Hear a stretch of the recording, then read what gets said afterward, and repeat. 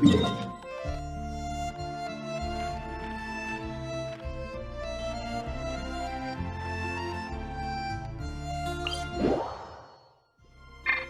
and stop me!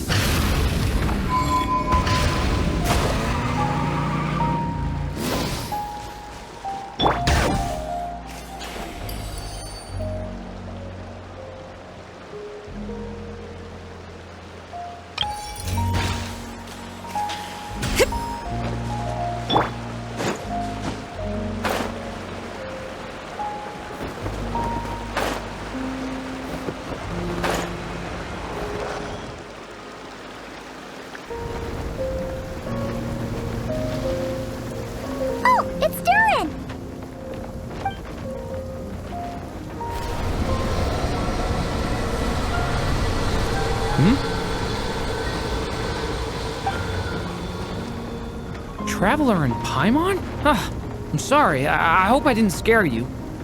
Oh, no, you didn't scare us. Just gave us a little surprise. Looks like you've gotten even more powerful now. I don't know. It just feels like it's gotten harder to control. I didn't mean to strike so hard. I'm so relieved you didn't get hurt. It's all good. We've had worse. No, don't worry about that. It's been very stable ever since I got this body. Albedo made sure of that. What you saw just now is something that only started happening recently. Maybe I'm still acclimating or something. I'm sure it'll clear up over time. Anyway, what brings you here? Did you need something? Well... The day that the writer and the watcher crossed paths was the day that the magic known as storytelling was born. So, she asked us to come. Miss Alice? Oh, you too? I guess I really do need to work on my impression. Well, never mind that. It's been too long, Mini Durin. And please, that's Aunt Alice to you. I have brought you and the Traveler together here for a very important purpose. It has to do with your mom. My mom? Indeed, fairy tale author extraordinaire, Anya Marie Andersdaughter. See, I knew this would be right up your alley. Now then, if you'll open the book, I will begin narrating.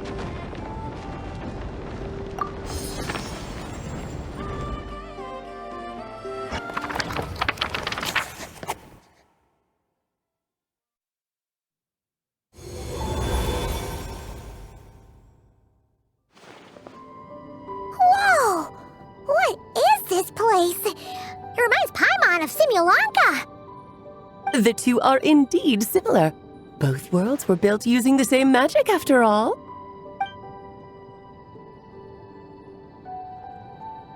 Aha! So it is Alice! Hello, Aunt Alice? Oh, no need to be shy. Just think of me as one of your mother's dearest friends. You keep talking about stories and magic. What's this all about?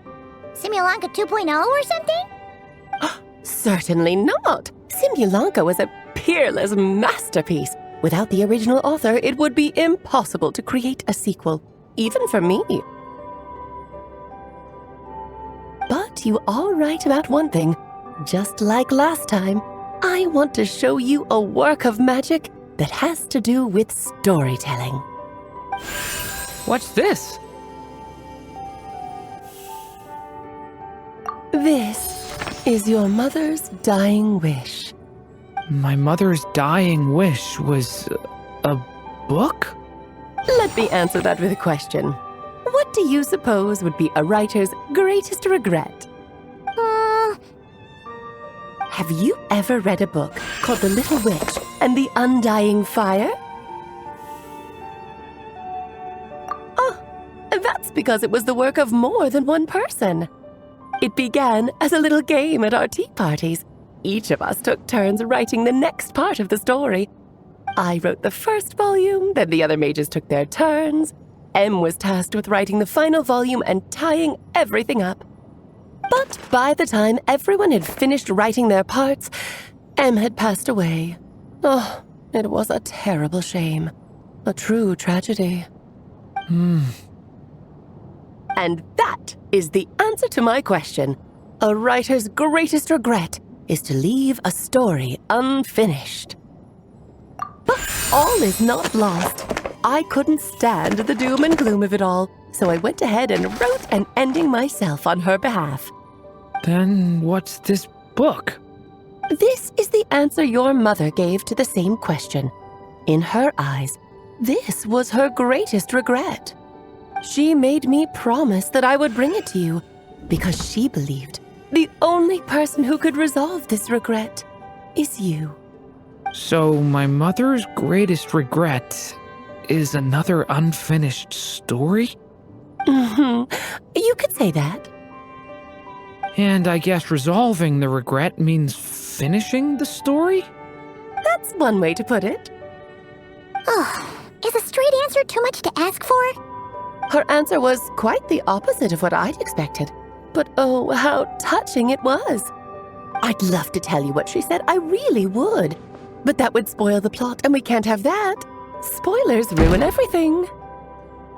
Oh.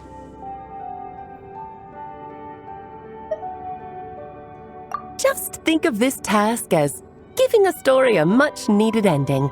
All I ask is that you do your best. I understand. But I only just started learning human script, and I don't have any writing experience at all. Relax.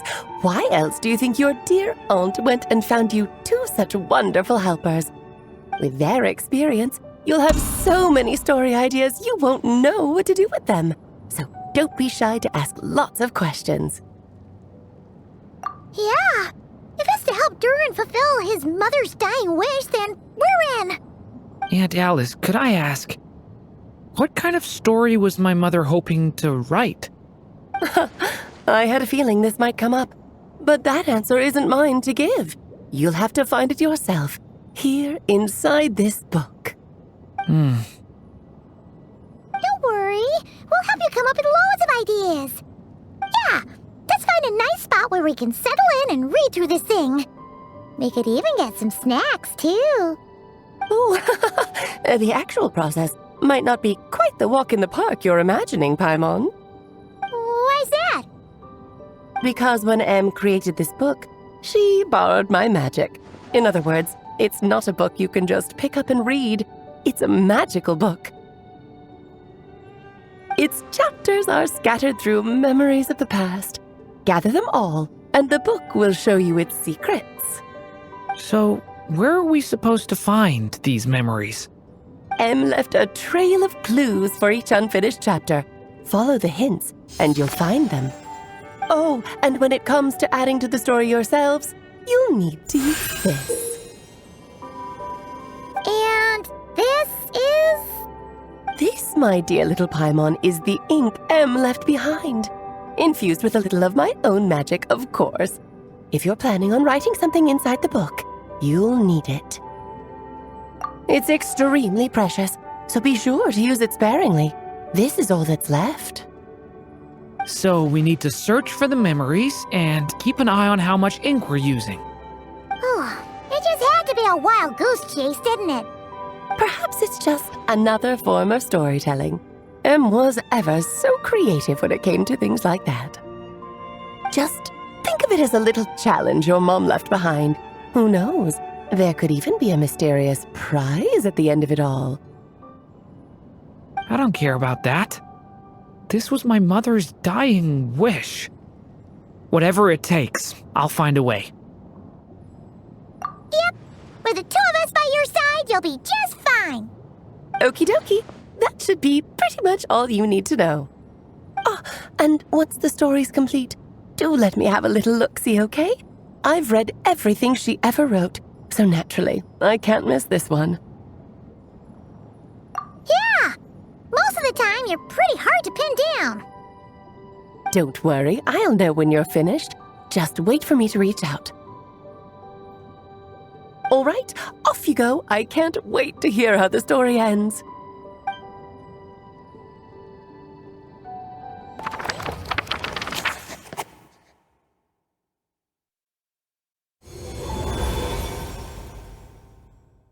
Oh, here we are again.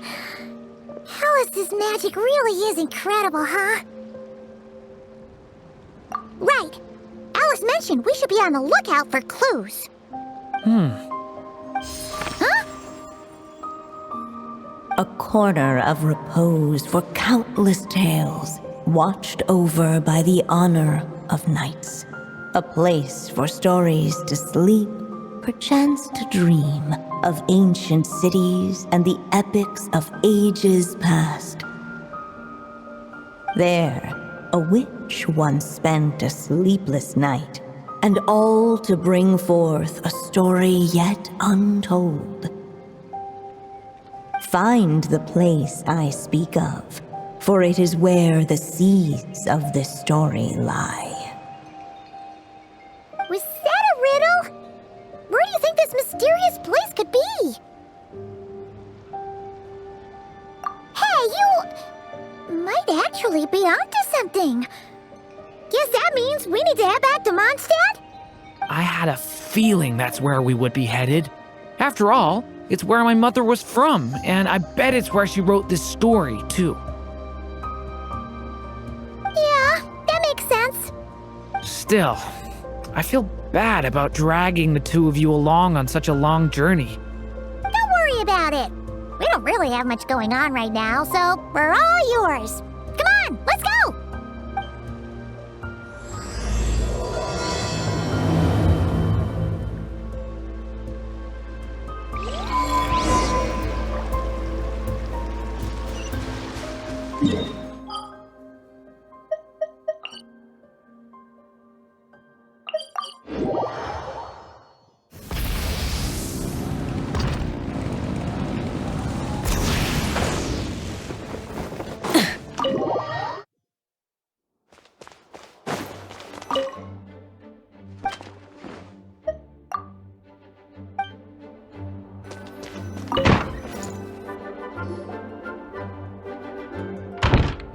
Back in the Mondstadt Library, huh? Talk about a trip down memory lane. So, we're supposed to find the seeds of the story, right? What do you think that means? Well, we're in a library, so it's gotta be books, right? But seriously, there's so many here. How are we supposed to know which ones we need? Making a racket in a library? You should know better than that. Lisa! Oh, sorry about that. Now, who do we have here? Ah, my golden-haired cutie. And my little horn cutie, too. Sorry, Miss Lisa. I know you taught me to be quiet in the library, but Paimon was just trying to help. Please don't be too hard on her. Well, it has been far too long since we saw each other, so I suppose I can let it slide just this once. Back when he first arrived here, poor Jean wasn't sure what to do with him, so I stepped in to lend a hand. I figured, if I can handle a boy raised by wolves, then teaching one who's part dragon should be a walk in the park. Nice! Sounds like Durin was welcomed with open arms. Of course. Now, let's save the reminiscing for another time. I'm sure you're here for a reason. Did you need to borrow some books? It's kind of hard to explain. Maybe you could take a look at this. Oh?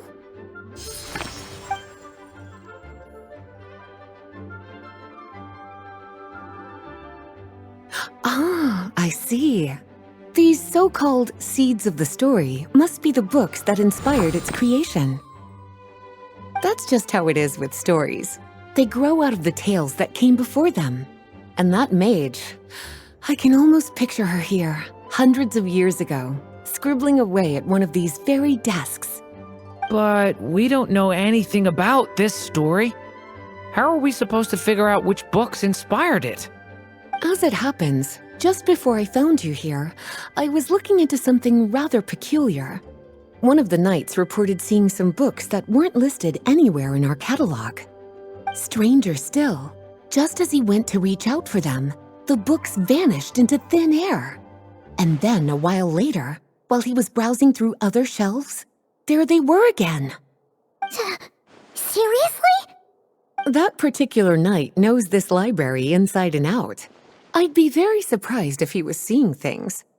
Something tells me these might just be the magical books you're after. According to the report, there are 3 of these books in total. I'll be relying on you to track them down, cuties.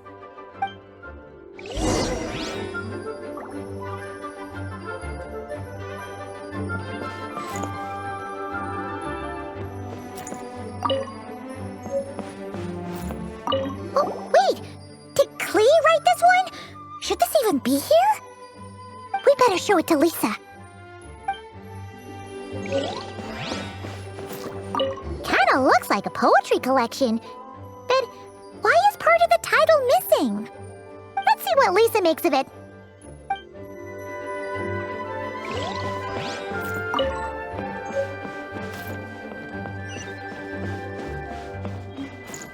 Seeds brought on the wind, sprout in due time.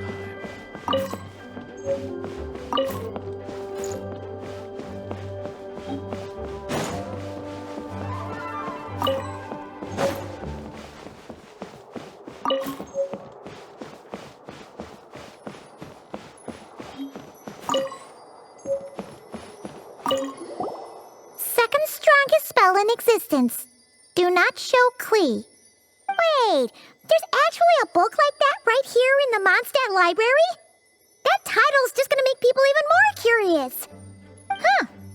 There's definitely something fishy about this one.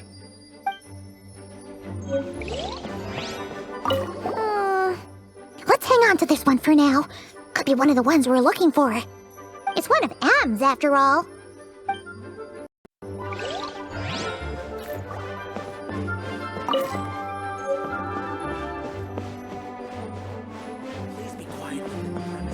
An experiment log? Looks like part of the title's been erased. There's something seriously suspicious about this book.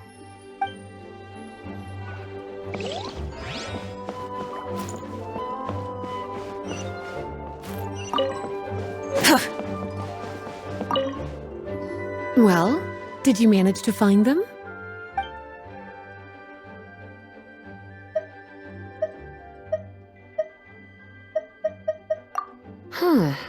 This book definitely doesn't belong here. Yeah, we can tell just from reading the title. Albedo was the one who brought it in. He suggested I place it on the restricted list and keep it sealed away. Why? He said it's full of forbidden alchemical formulas, some of which could even result in the creation of dangerous monsters.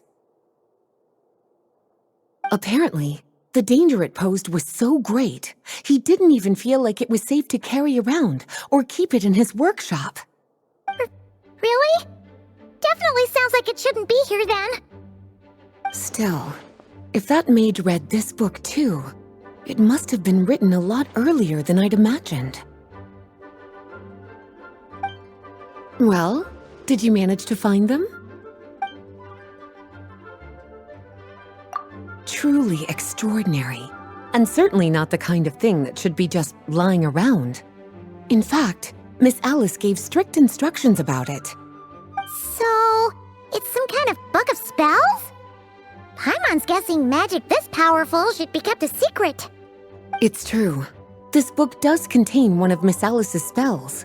But honestly, virtually no one could actually pull it off, even if they tried. The only reason it's even meant to be in the restricted section is because we can't let Klee get her hands on it. After Klee was born, Miss Alice advised us to seal it away. She even added that little subtitle herself. So, it's to keep it away from Klee, huh? Does that mean she could use it to cause even more mayhem than she already does with Jumpy Dumpty? No, that's not it. As Miss Alice herself put it, letting Klee see it too early would spoil the surprise. Well, did you manage to find them? Yes, this is a restricted book, all right. It certainly isn't supposed to be here. But it looks like a regular poetry collection. How did it end up being classified as a restricted book? The issue lies with one of the poems inside. You've heard of the great battle that took place on Dragonspine, yes? 500 years ago, during the cataclysm in Conria, an evil dragon descended upon Mondstadt. A fierce battle with Dvalin ensued, but in the end, the evil dragon fell, and Dragonspine became its resting place. We're talking about Durin. The Durin of Dragonspine. Well, the poem in question turns the whole battle into a dance, with the evil dragon recast as an innocent child who came here in search of friends. But given all the suffering experienced at the claws of that dragon, how could the people of Mondstadt accept such a retelling? Bards are often accused of inventing history or distorting the truth in their ballads. But this one hit a bit too close to home. And since the knights back then were unable to track down the author, they decided to ban the entire collection, blot out the title, and seal it away for good. So the version in the poem, it was all a lie? I'm afraid that question is something only the dragon himself could answer. Well, would you look at that? Seems like these are the little troublemakers you're after. And all three just so happen to be forbidden texts. What kind of story requires reference material like that, I wonder? Forbidden texts? You know, the first time you mentioned that the library had a restricted section, I thought you were just trying to scare us. Are you saying it actually exists? Not really something you should be poking your little nose into, is it, cutie? Sorry. Seeing as it was Miss Alice who asked you to look for these books, I won't question the matter. But they'll need to be sealed away again once you're done, so don't forget to return them. Don't worry, Miss Lisa. I won't forget. Well then, that's all from me. After all that hard work, I think I've earned myself a nice cup of tea. All right, we've gathered all the reference books. What's next?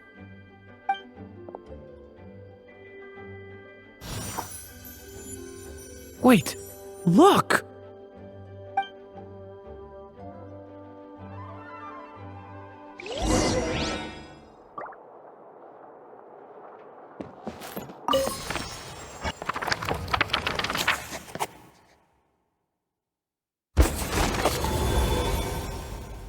Long, long ago, an evil dragon descended upon the human world, bringing terrible calamity in its wake. Bravely did the people resist, until at last, the dragon lay slain.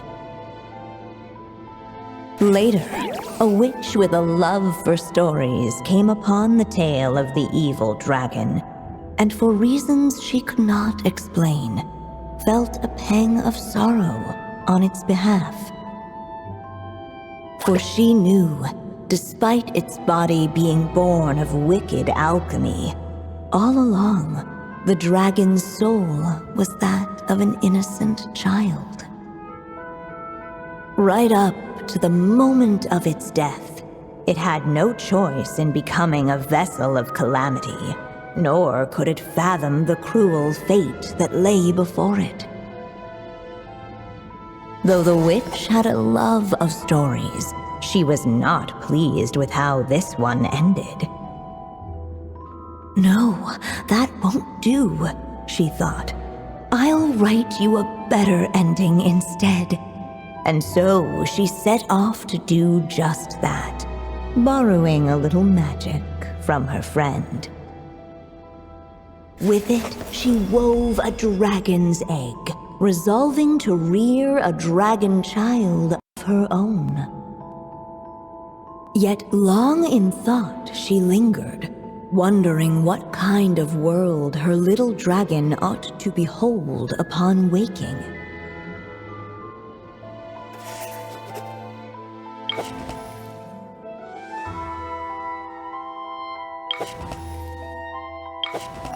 At last, she made her mind up, adorning the cradle with a wisp of woodland air. Then, she quietly waited for the egg to hatch.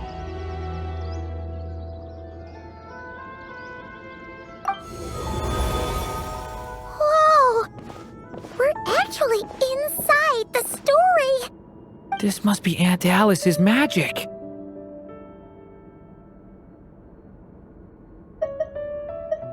Yeah. A story about me? Why don't we just see where the story takes us? All we know is the beginning at this point. Okay. And now a golden-haired traveler, a silvery sprite, and a dragonborn youth step onto the stage. What new chapter will their arrival bring? Whoa! That came out of nowhere! Was that the same voice we heard just now? Yeah. But why does it sound so familiar? I've missed this. It's just like the stories my mother used to tell me. You mean... Em? She used to tell you stories? Yeah, she loved it. Back when she was still alive. Sorry, we should focus on what we're here to do. So, now that we're in the story, what's next? The dragon youth wondered aloud. Yet all he could do was wait for the story to unfold. Of course, there's something to be said for helping it along. Perhaps a little exploration could prove fruitful. Oh! Is that a hint? Yeah, I agree.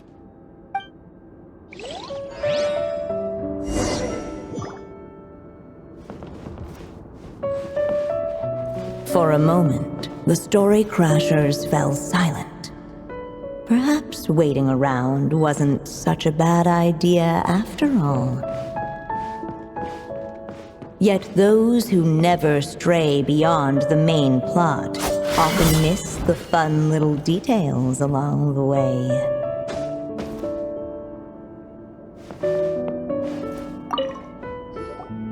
This Dodoko doll is meant to be the witch in the story, right? Wait a second. All the people we've seen that look like that turn out to be mages from the Hexen Circle. Do you think the witch in this story is one of them too? My mother had a hat just like this. Then, the witch must be Em! Looks like this story really is about Durin, huh? Whether the sprite spoke true or not, it had little bearing on the story at hand. For in that moment, what mattered most was not that she was a witch, but a mother waiting for her child to hatch. Let's keep looking.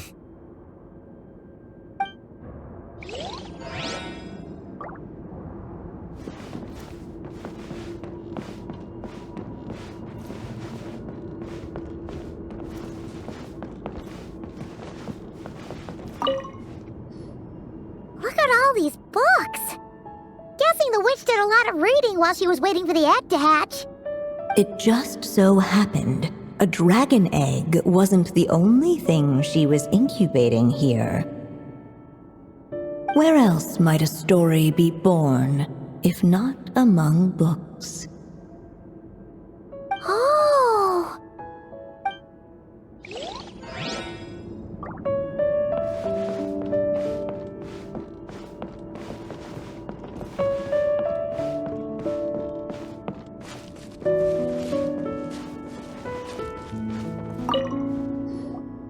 This must be the dragon egg, right?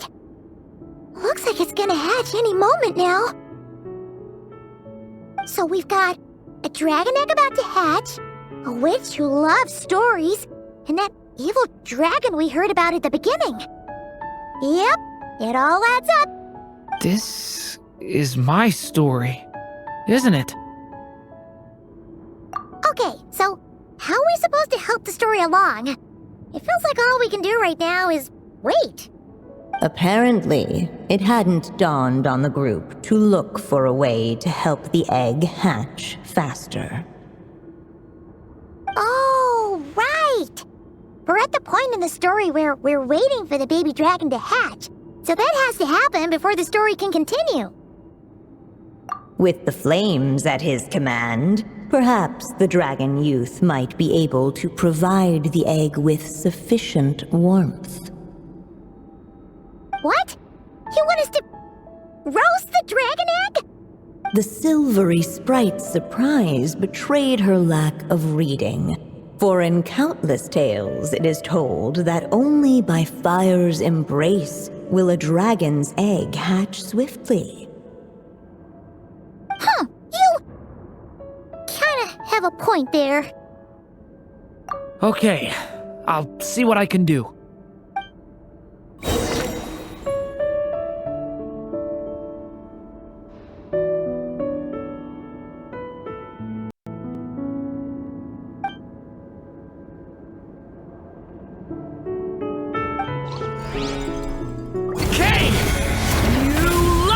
Let every unborn life be welcomed with tender anticipation, and may that warmth stay with it for a lifetime.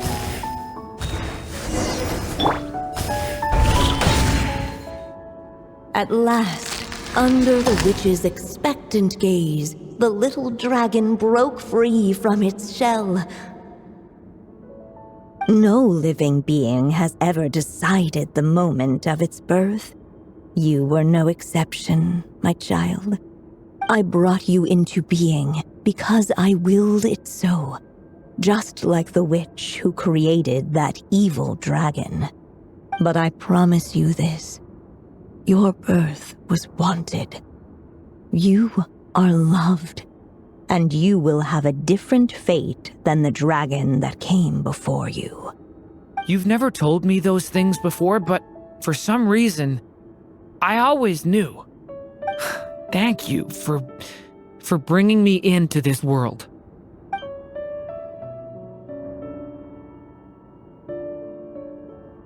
The waiting witch did not feel lonely, for she had 3 visitors by her side. Together, they beheld the hatchling's first breath of life.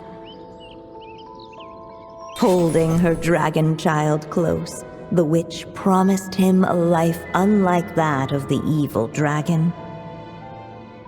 And so, nestled in his mother's warm embrace, did the little dragon's story begin.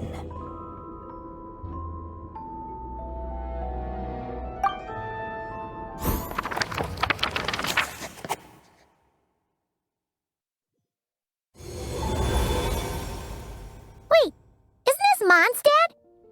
Looks like we're back in the real world. Looks like there's more written on the page now and less ink left than before. So, does that mean we've completed this chapter? Yeah, but why does M seem to think that the story isn't finished yet?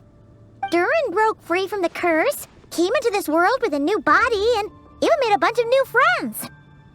That already sounds like a happy ending to Paimon. True. Everything's always so mysterious with these mages. Guess all we can do is wait for more clues. Huh.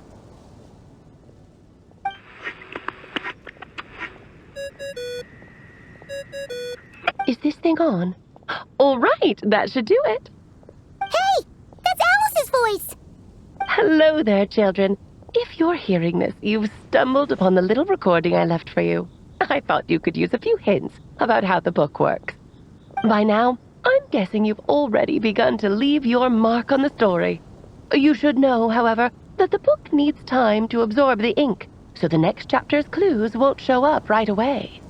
Wait, so even magic ink needs time to dry? The good news is, you can return to any chapter you've already completed and continue to explore the mystical, magical storybook world you helped create. Have fun, dearies. Toodles! Oh, man! Paimon was so ready to knock this out in one go. Maybe it's for the best. Sooner or later, we'll end up being whisked off to another world again, and if that happens, who knows when we'll be able to come back. So it might be good to take a break while we can. A break. Yeah! Paimon has a sudden craving for the Good Hunter's sticky honey roast. And we happen to be in Mondstadt, so... So let's meet up here later. I need to find Miss Lisa to return those books anyway.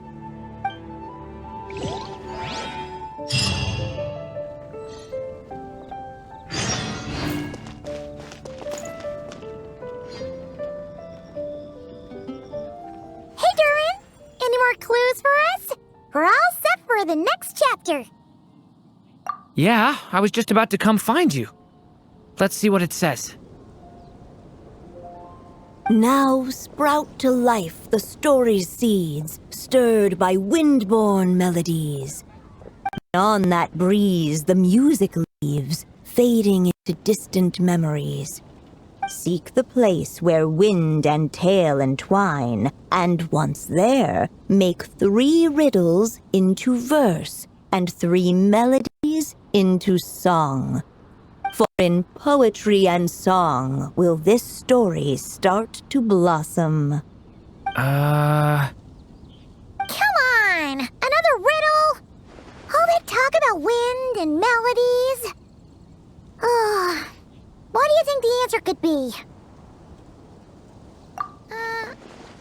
Oh! Care to elaborate? Wind? Music?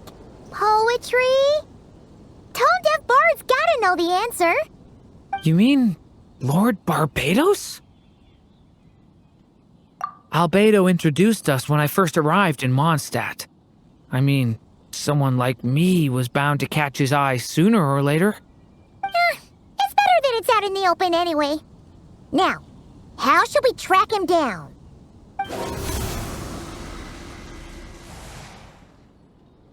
I'm pretty sure he's already caught wind of what's going on here.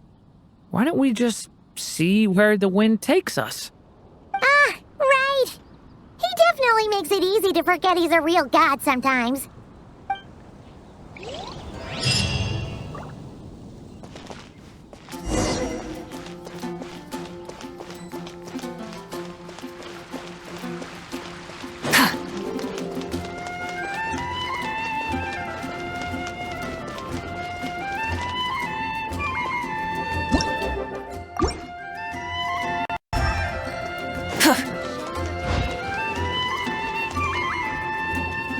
Traveler, Paimon! What a sight for sore eyes! And the little dragon from the fairy tale world. I heard your voices calling out to me on the wind. Something about needing help with a riddle? Sorry to disturb you, Lord Barbados. Disturb me? Not at all! To tell you the truth, I'm just as curious about this riddle as you are. Let me take a look.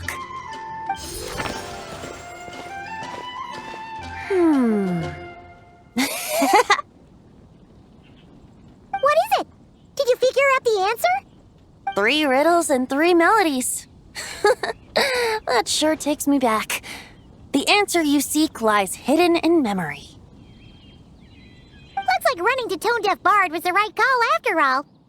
Long ago, those mages came to Mondstadt, seeking to test their strength against mine. But I replied, let us make music, not war, and resolve our conflicts through song.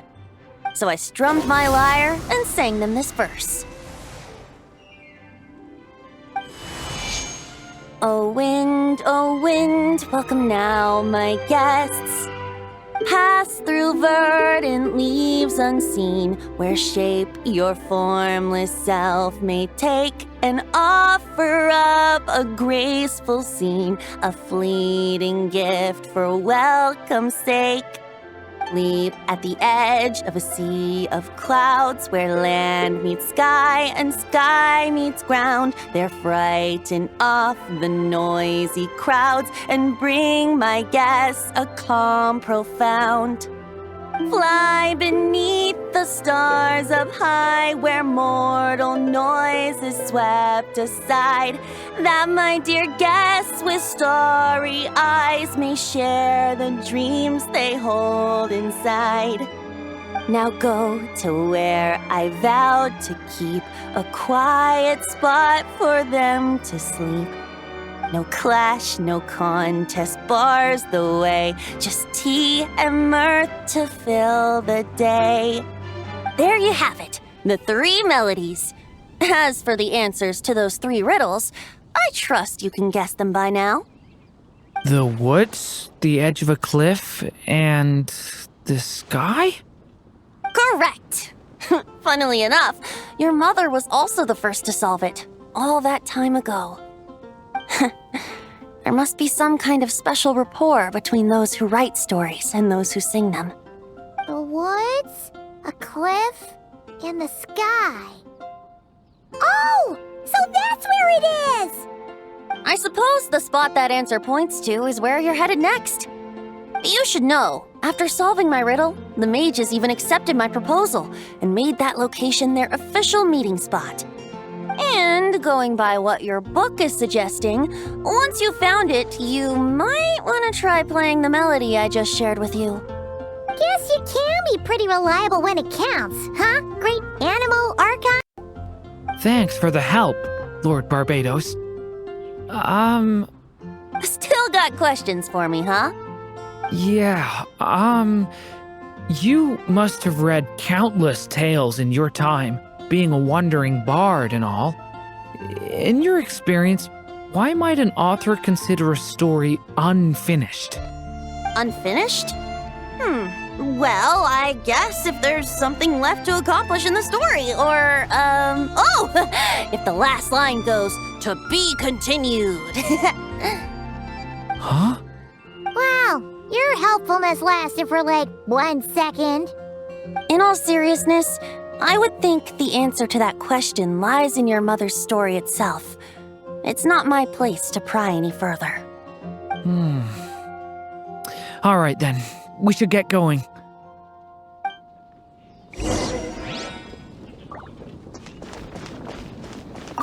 I wonder when their next meeting will be. Try and stop me!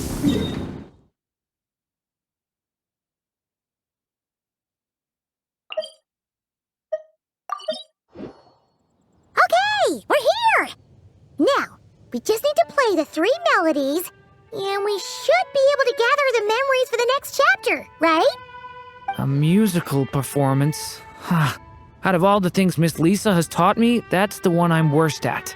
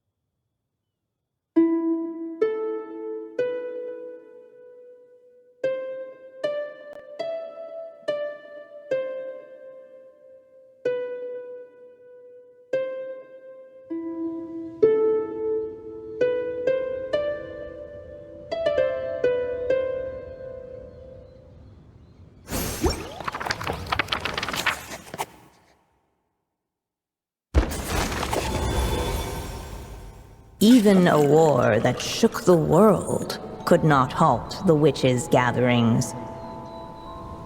Yet even so, with the passing of time, 3 of their teacups no longer came to be set. The witches did not linger long in sorrow, for the Story Witch had brought glad tidings of her own. Born was her dragon child, safe and sound. Her fellow witches offered up their blessings, eagerly debating how to celebrate the child's birth.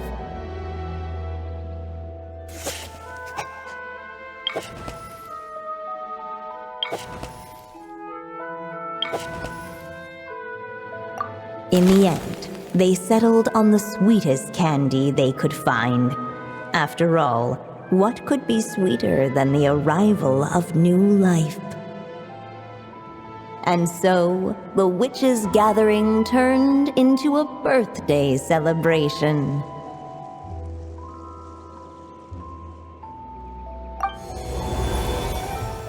So, we're back in the story world, huh?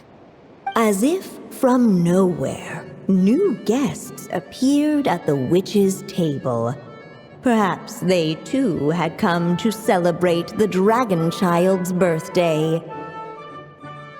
Yet while everyone else was busy thinking about what kind of gift to offer, these 3 seemed to have come empty-handed. Hardly the recipe for a warm welcome to a birthday party, now is it? A gift? Hey, what's this all about? We only just found out this was a party! While the guests voiced their complaints and grievances, perhaps they should have been wondering what kind of gift to give instead. So, we need to bring a gift to advance the story? Oh, but where are we supposed to get something like that? Perhaps it would be a good idea to have a look around. Why didn't you just say so?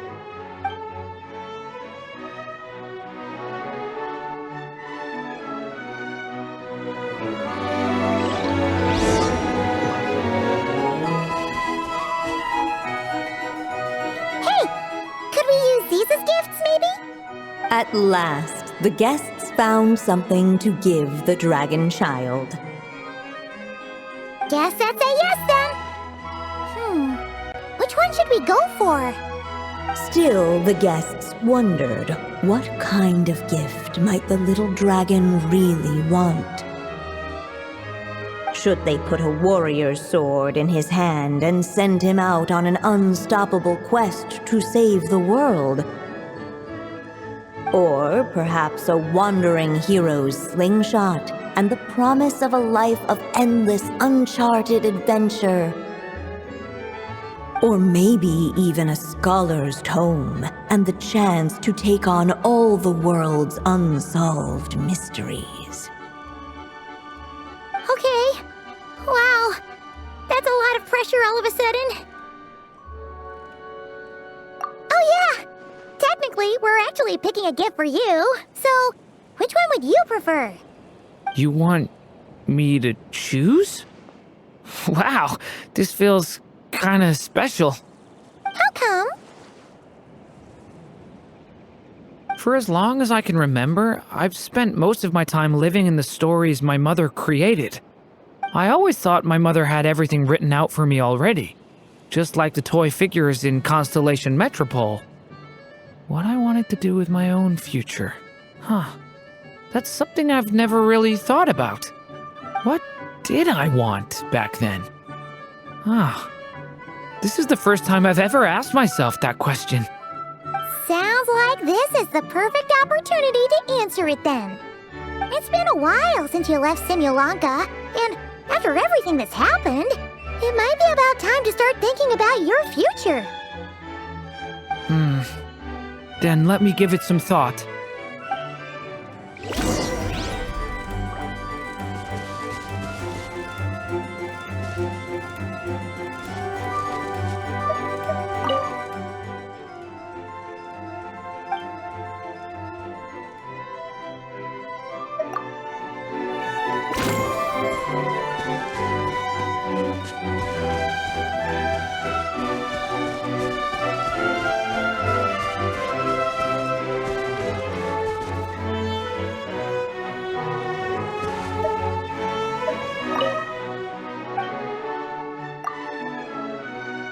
In the end, the guests settled on the warrior's sword.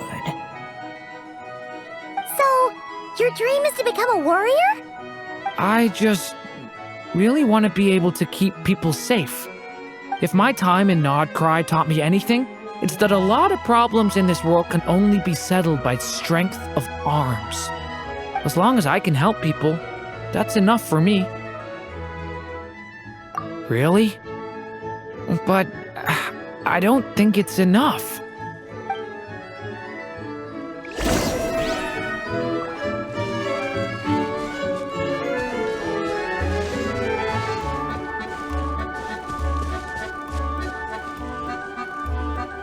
Alright. They should let us in now that we've got a gift, right?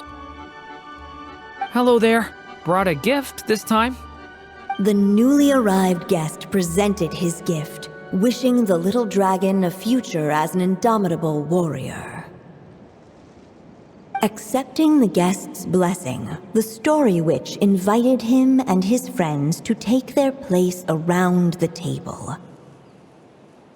Finally, she could introduce them all to her dragon child, telling all in attendance about the moment of his hatching, and of course, the name he'd been given.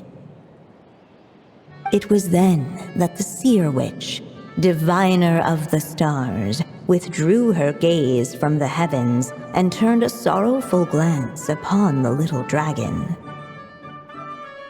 You gave him the same name as that evil dragon? That's right.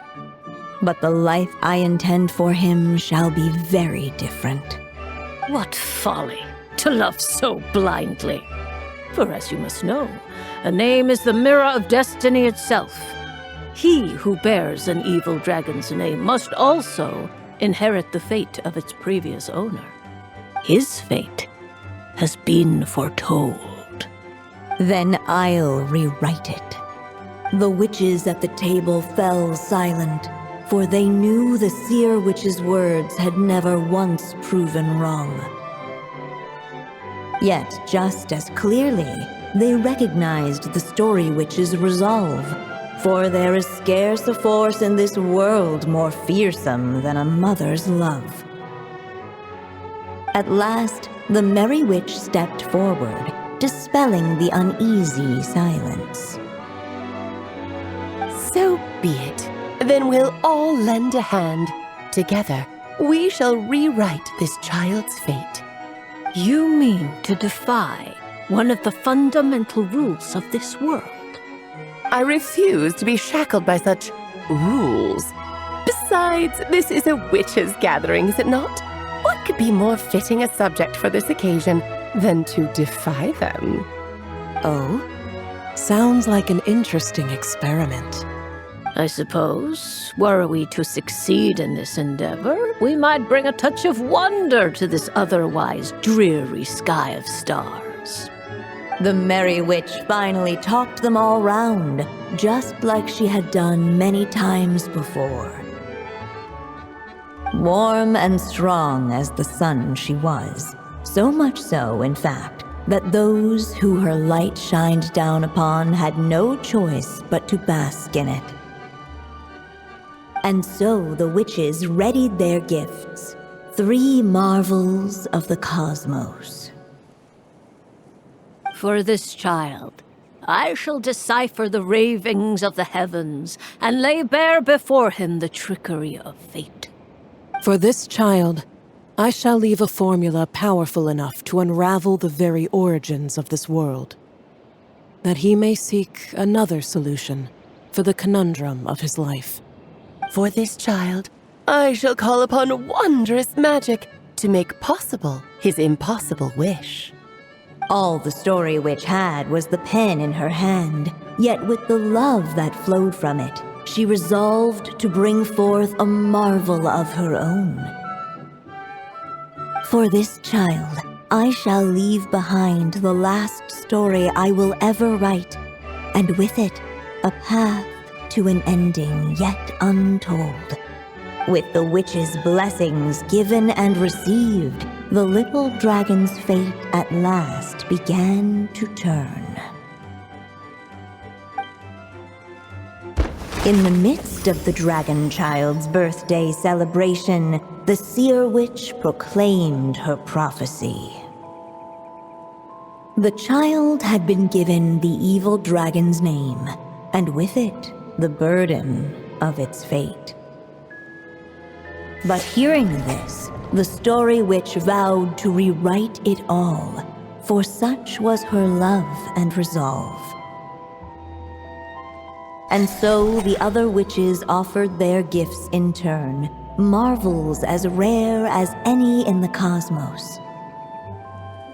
Together, they sought to test one of the fundamental laws of this world, in part to support a mother's love, and in part to sate their own curiosity. Oh, and I almost forgot. Our new guests came bearing blessings of their own. Who knows?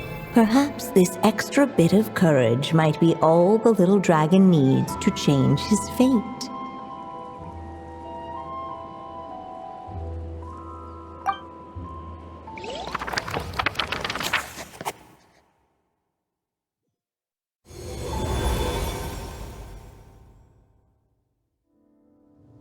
Yep. Looks like we've completed this chapter, too. Those witches in the story were the mages of the Hexen Circle, right? They sure seem to care a lot about you, Durin. But, Paimon kinda had trouble following their conversation. Just a bunch of mystery, as usual. The evil dragon's fate. Oh, is that what you're worried about? But didn't we already take care of that? Ah, the mages must have had a hand in that, too. Also, I was just thinking, which part of the story are we even meant to be completing? Oh, it feels less like we're filling in the gaps and more like we're adding something new altogether. But we use the ink, right? And the book hasn't given us any more clues, so that must mean our task is complete. At least for now. Yeah, I guess we're doing something right.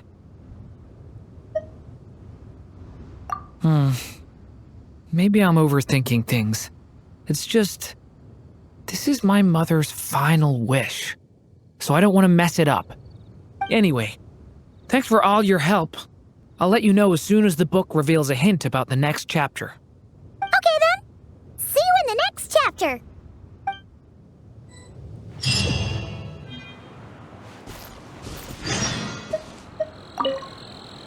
I think I'm gonna stick around, take my time reading through this book. If you feel like jumping back into the story, just come find me.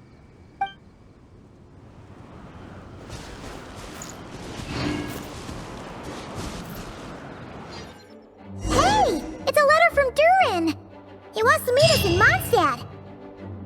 Sounds like the book must have given us a clue about the next chapter.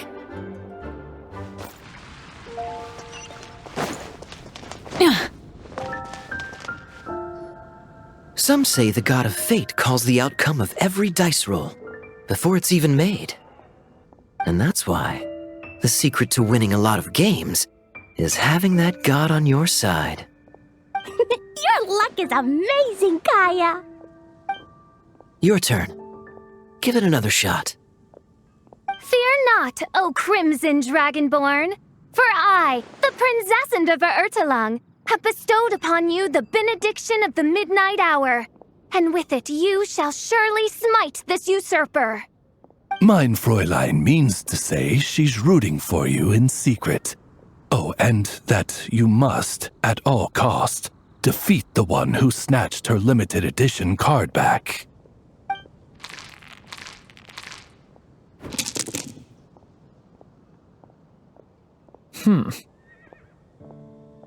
I'm not too sure if that counts as good luck or bad.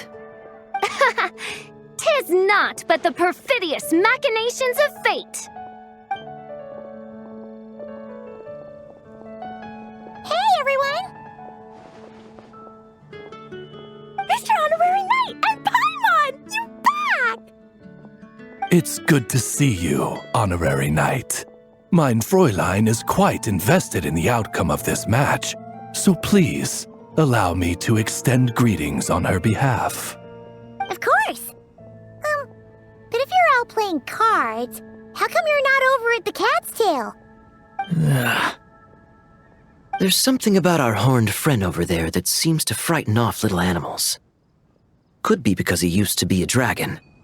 Normally, the animals just steer clear of him, but in the close confines of the Cat's Tail, let's just say, the feline residents probably consider it their turf. And we all know how dangerous a cornered cat can be. I just wanted to borrow one of their nests for a nap. One of their nests?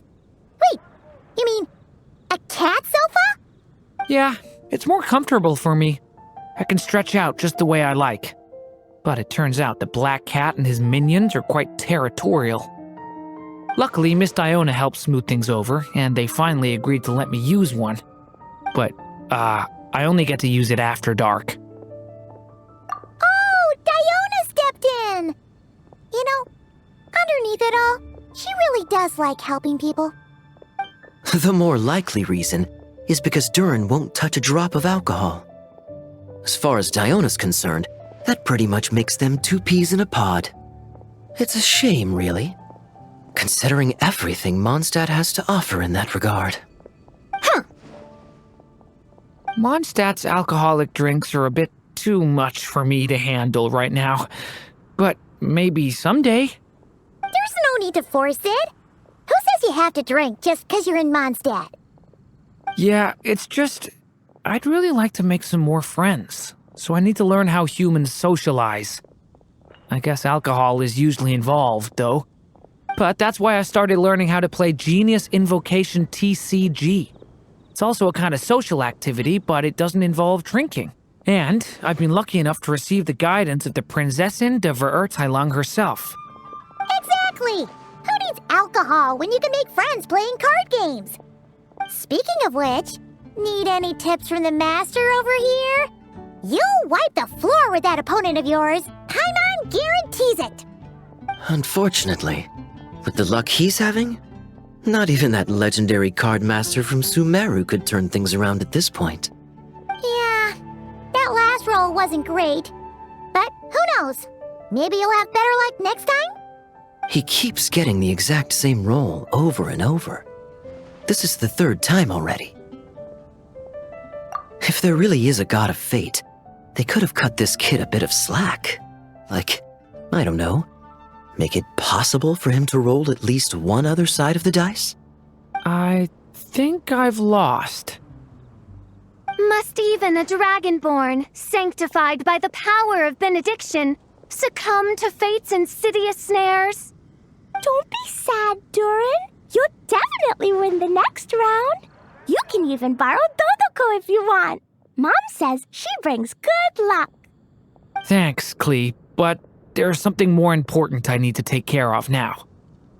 Oh, okay. So, the book's given us another hint, right? Yep, and I think I've guessed where we're headed this time. Come on, follow me.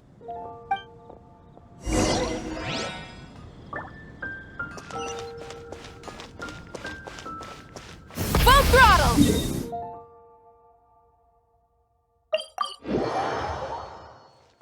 Try and stop me! In what sort of castle might a storybook dragon dwell? The witch turned to a mighty dragon born upon the wind to seek her answer. From afar, she beheld a solitary castle, standing lonely beneath its wings, and wrote it into words. Its walls kept out the wind and rain, yet also cast a solemn shadow. Enveloped by their shade, the story's boughs were lulled into a torpid slumber and reached no further skyward. So that's the clue. I think we're meant to find a place where dragons live, and this time, in the real world. I asked around, and it just so happens that there's a place like that in Mondstadt. Yep, That checks out. I've heard that the dragon here is called Dvalin, and that he's a magnificent creature. I hope I get the chance to meet him. Wait a second. Do you think having the two of them meet is the best idea? You know, considering everything that happened in the past? How would we even explain everything to him? Well, if we do run into Dvalin, it should turn out okay with us there at least. Is something wrong? Nope. Let's go!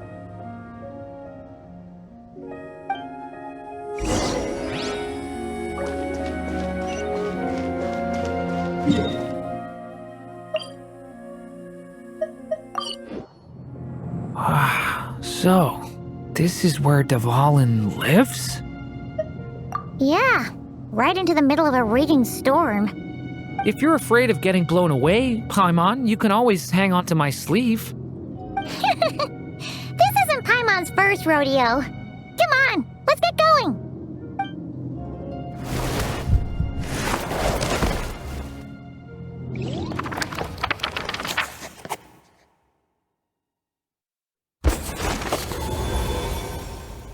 The little dragon grew with each passing day, and the Story Witch, who loved him dearly, built him a big, beautiful castle. Yet in the end, she herself succumbed to time's merciless march, setting forth on a journey to a place beyond even the stars. All of a sudden, the little dragon found himself alone.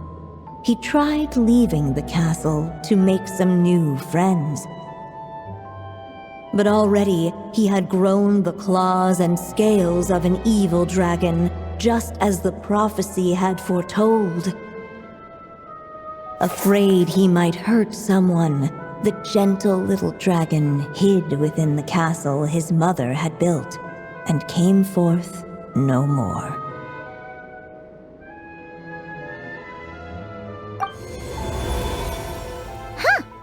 We're back in the story world. And from the sounds of it, this chapter must be about Simulanka, right? Yeah, like the fairy from the Forest of Blessings, the king of Constellation Metropole, that cat lady who turns into a box. Ah, yep. That will be Nilu, Navia, and Kirara. Oh, and there's Hat Guy, too. Only lately, whenever I see Hat Guy, I get this strange feeling. What kind of feeling? It's like there's something on his mind. He hasn't told me what it is, but I can sense it all the same. Well, he's always been kind of broody. I guess I should focus on fulfilling my mother's final wish for now, though. Yeah, we should get started on this chapter. So, let's track you down and free you from fate's curse once again. That day, a small band of adventurers suddenly arrived beneath the castle walls.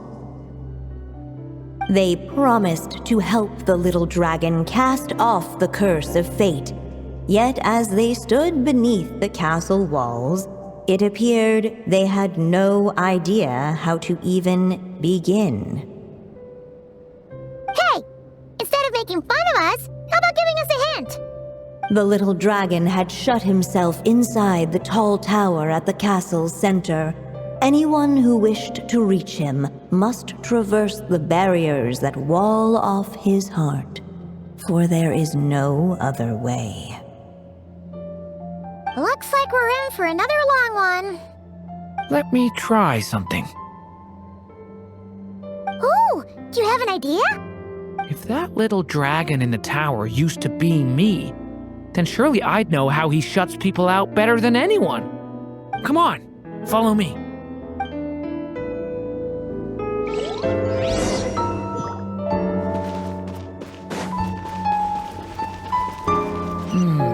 That telescope. I've seen magical tools like that before.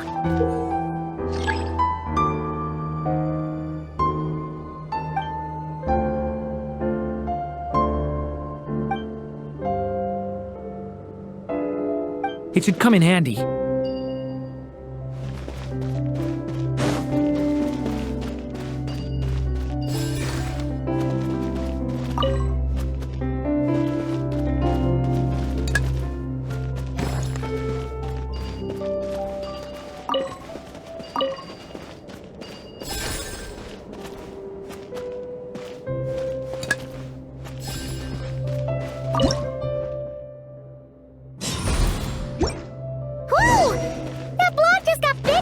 We can get past the obstacles ahead by using these blocks to jump upwards.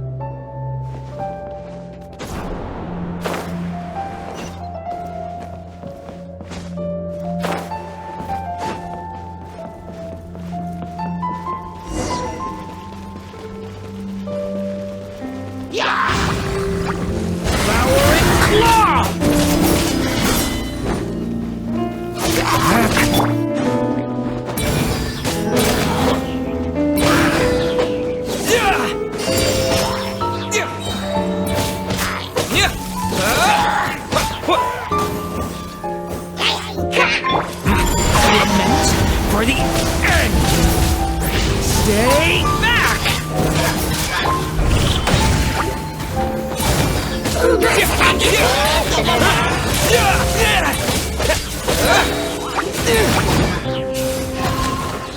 This place is like a maze.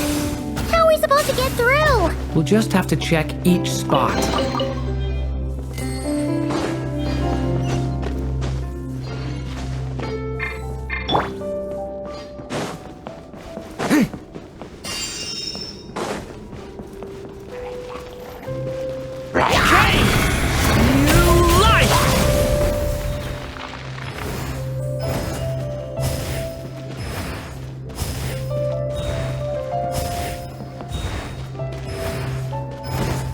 We should be able to use this block somewhere.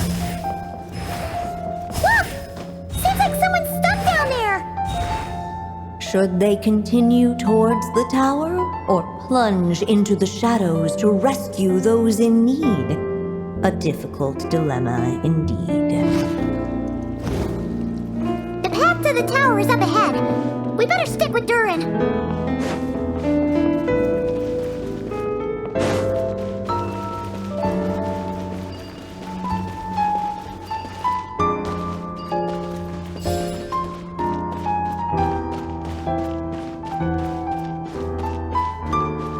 Looks like this telescope is missing some blocks. Oh. Still not enough. Guess we'll have to keep searching. It's so dark here. Hey, there's a fire over there. Let's go check it out.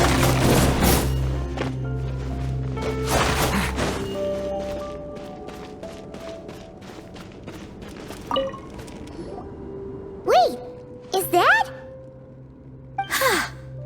A little pixie that can fly. Are you here to help the dragon break his curse too? Oh, what's this? More brave adventurers bold enough to set foot in this castle? Come, join the ranks of your liege's guard. Milu and Navia! Milu? No. I'm a flying squirrel fairy. And I'm a giraffe king. Not this Navia you speak of. That's right. Oh, and don't forget Catbox Lady. Are you friend or foe? Friend! Definitely friend, Miss, Catbox Lady?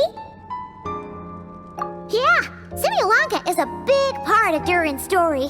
So, guess it's no surprise the people we were with there would make an appearance. Okay, I think I get it now. Flying Squirrel Fairy, Giraffe King, Catbox Lady, please follow me. The shadows cast from the high walls of the tower were manifestations of the dragon's loneliness, barring the path of any visitor who wished to be his friend. The group of brave creatures sought to aid the little dragon in lifting his curse, yet without light to lead the way, the group was trapped, waiting on a miracle. These shadows are blocking our path. It seems like the little dragon is afraid to meet us. If only we had more firelight. But you three don't seem to fear these shadows. Why? Because I carry more than enough firelight for all of us. Besides, even though we're here to complete the story, who says it can't look a little different this time? Before I met you all, I was so sure I'd never make a single friend. I pushed away anyone who tried to get close, until some kind of miracle brought you to me. This time, allow me to return the favor. I'm not sure I followed all that, but you want to help the little dragon break his curse too, right? Yes, so please, come with me.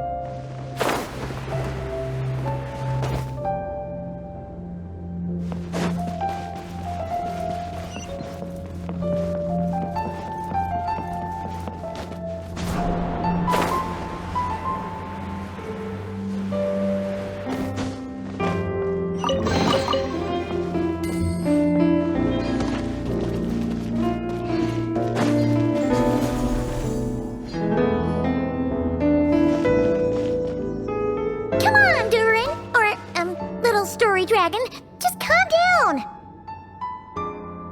Stay back! I don't want to hurt you.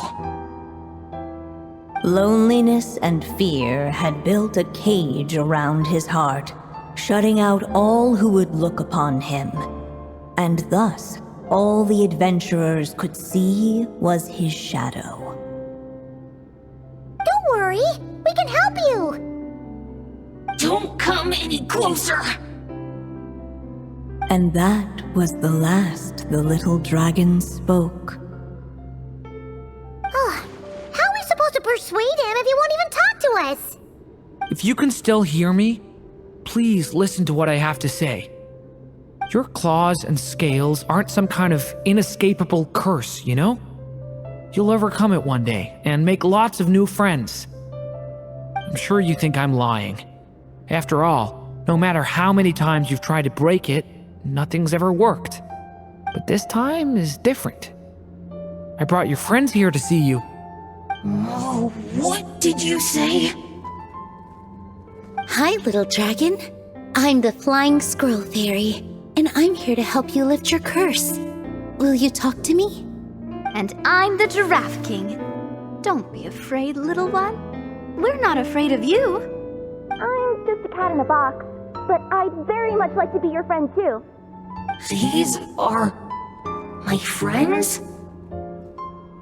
Yeah, they're your friends in the future you'd be trying to avoid.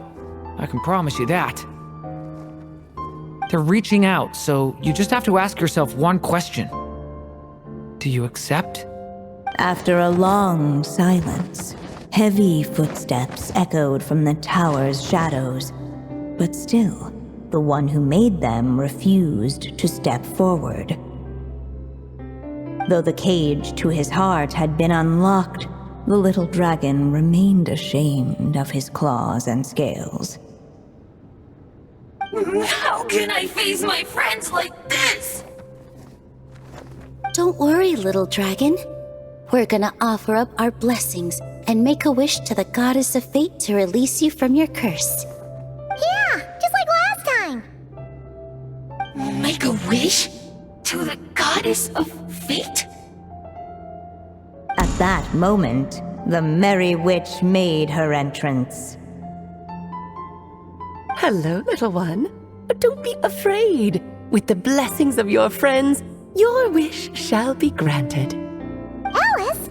Wait, you're the the Merry Witch from the story?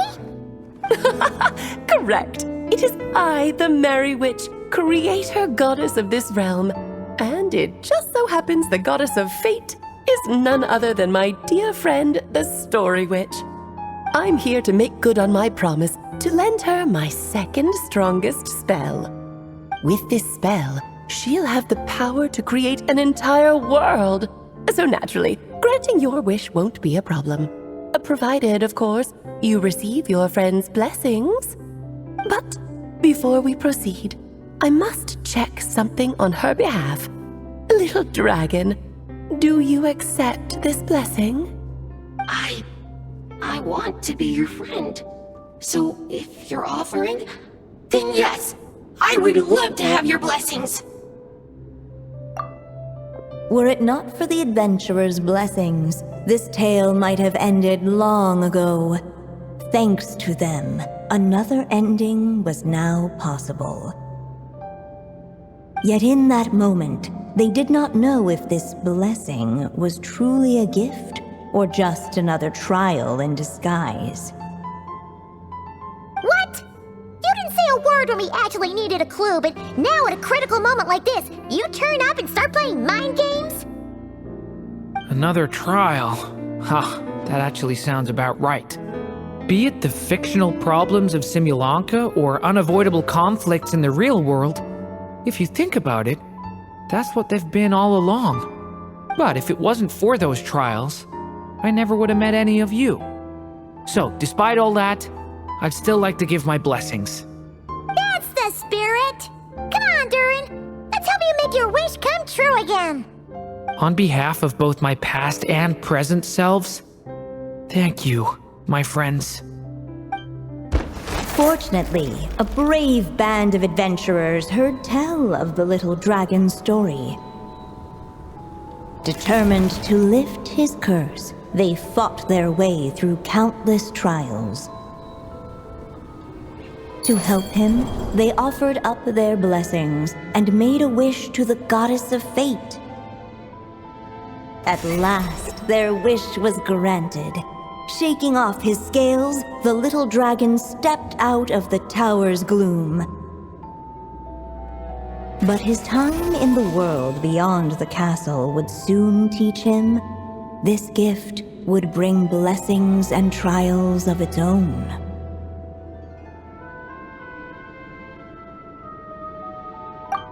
And as far as the little dragon was concerned, the tricks of fate had just begun.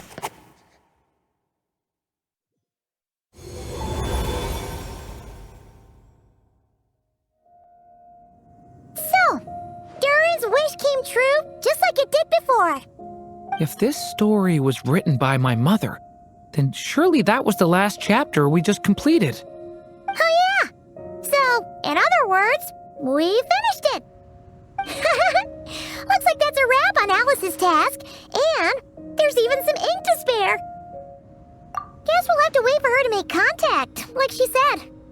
So, my mother's final story has finally come to a close. Sounds like you're a little sad to see it end. Back when I was still living in Simulanka, I was always under the illusion that my mother had never truly left. Every day I spent immersed in that world. It felt like she was right there by my side, still reading me bedtime stories. But now... Durin! That's right! And you've got so many other friends waiting for you back in Mondstadt! Yeah. Speaking of which, after all that flying around, Paimon's starting to feel hungry again. So, why don't we head back to Mondstadt? Perfect excuse for a big meal with the rest of the gang. Now that you've fulfilled your mom's final wish, a little celebration seems in order, right? It's just a pity we never got to see that big, beautiful dragon. You were really looking forward to meeting him, huh? He might not be here all the time, but Paimon's sure you'll get a chance at some point. Alright, no worries. Anyway, since this feast is to celebrate me fulfilling my mother's final wish, I guess it should be my little treat. Pretty sure that's how humans do it, right? Nuh-uh. This one's on the Traveler and Paimon. Celebrating each other's achievements is what friends are for. Honestly, when it comes to who treats who, human rules are so complicated. See? He wants to be friends with you too. But the moment hasn't come. At least not yet. In any case, the story should have a better ending this time, don't you think?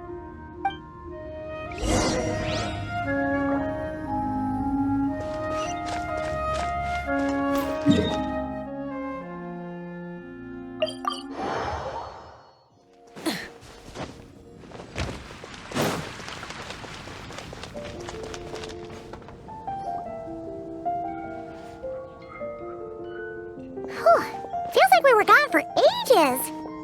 Hopefully, everyone's still here. So, your adventure was a success, huh? Want to grab a drink to celebrate? Absolutely not. No booze allowed. Mr. Honorary Knight, Durin, I want to hear all about your big adventure.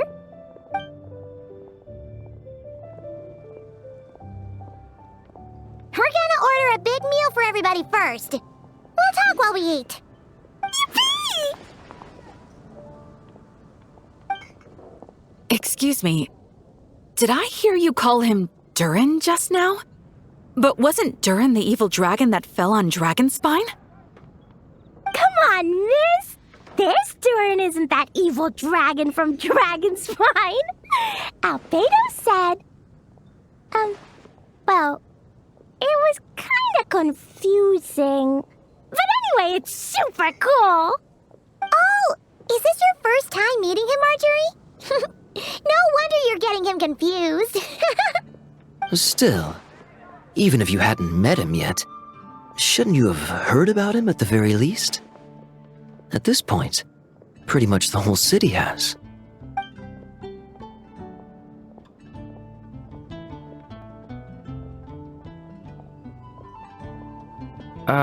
Why is everyone...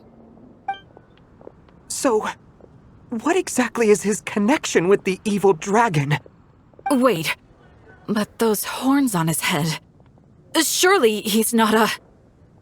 Did everyone just forget about Durin? No, that can't be.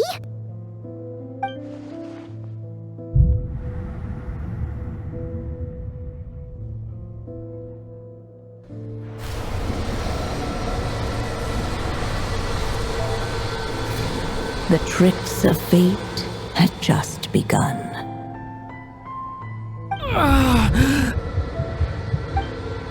Watch out!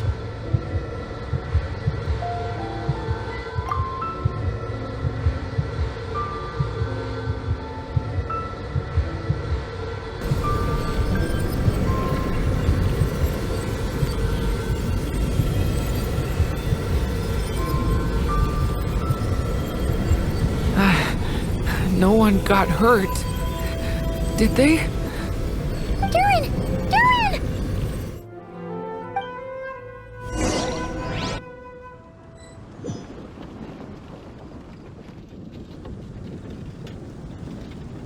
I just had Barbara check him over. He's not badly hurt, but he seems to have burned through a lot of energy fending off some kind of dangerous power. He'll need some time to rest before he wakes up. So, can someone explain what's going on here? It seems like, aside from Durin's close acquaintances, the people of Mondstadt have forgotten everything about him. How could that even happen? Worse still, the abyssal power within him is showing signs of extreme instability. Could be a separate issue, though. I'm not sure. If the abyssal power inside him spirals out of control, Mondstadt will be in grave danger. I completely agree. All right then. As acting Grand Master, I'll send a letter requesting Albedo's immediate return. Until then, the Knights will watch over Durin. That's pretty much all we can do right now. Also, allow me to look after this book for now. If you need to consult it, Just drop by my office. Do you think the book might have something to do with what's happening?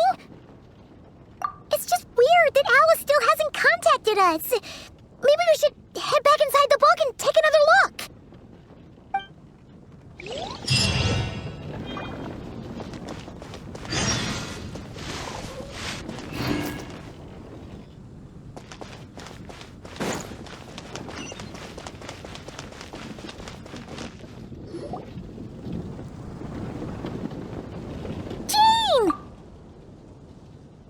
Hello, you two. I'm glad you got my letter. Durin's awake and waiting on the bench over there. I'm here if you need help. Just give me a shout. Don't worry about us. We'll be fine. Oh, hey, you two. I just remembered what happened right before I passed out. Thanks for holding me back. I shudder to think what might have happened if you hadn't. I'm fine now. It's just... a lot of people seem to have forgotten me. Don't worry. We'll figure out a way to fix this. Why don't you start by telling us what happened? It felt so strange. After I realized no one recognized me anymore, I suddenly felt like I'd completely lost contact with my body. Abyssal power lies sealed within this body I inhabit. So when I lost my connection to it, I lost control of that power too. It wasn't until I heard everyone calling my name that I was able to reconnect with my body. You lost contact with your body? Does that mean there's something wrong with it? Sounds like we need Albedo more than ever. I don't think the problem lies in Albedo's alchemy. Huh. But then, why are people forgetting you? Guess that's what we need to figure out. That means we need Alice for sure. But it's been ages and she still hasn't been in contact. Now would be a really good time for a hint. How could the story's budding branches even hope to reach beyond the towering walls? Leaving the castle, the witch went off in search of the tallest, grandest tree in the whole world. High up in the canopy of that tree, she sought a resting place, a refuge where the little sapling might take root. Go to that place, for it was there that the sapling felt its first breath of wind. Huh? Was that another clue? Does that mean the story isn't over yet? Leaving the castle. It just occurred to me. If this story is all about my own experiences, then wouldn't what happened after I left Simulanka be part of it too? But how could she possibly know exactly what would happen? And even if she did, how could we know when the story was complete? Yeah. Since we can't reach Alice right now, we'll just have to get to the bottom of this ourselves. But first, we gotta figure out where this riddle wants us to go. The tallest, grandest tree in the whole wide world. Huh. The only place that ever gave me that feeling was the one I ended up in right after leaving Simulanka. They had great coffee there, too. And so many books you'd never run out of things to read. Think about it. Our search in Mondstadt began in a library, right? Well, Sumeru City's got one of those, too. And it's absolutely huge. What do you say? Should we try looking there? Huh. That does kind of make sense. And it's not like Paimon's got a better idea. Alright, let's just give Jean and the others a heads up first. Well, it sounds like you've got a plan, so I won't interfere. All I ask is that you stay safe. Albedo won't be back for some time, and until he is, we can't know for sure how dangerous Durin might be in his current state. I'm so sorry about what happened before. Believe me, I'm not blaming you, and neither is anyone else here. If anything, it's the opposite. We're all just worried about you. Worried? About me? Come with me. I want to show you something. As soon as they heard you were awake, they all hurried over to see how you were doing. You all came to see me? A little birdie told me you're working on finishing a storybook. So maybe all those people losing their memories is just a plot twist, waiting to be resolved. Miss Lisa, you always seem to know how to put my mind at ease. Please, everyone, don't worry about me. When I get back, I'll find a way to complete my mother's story, and the one we started, too.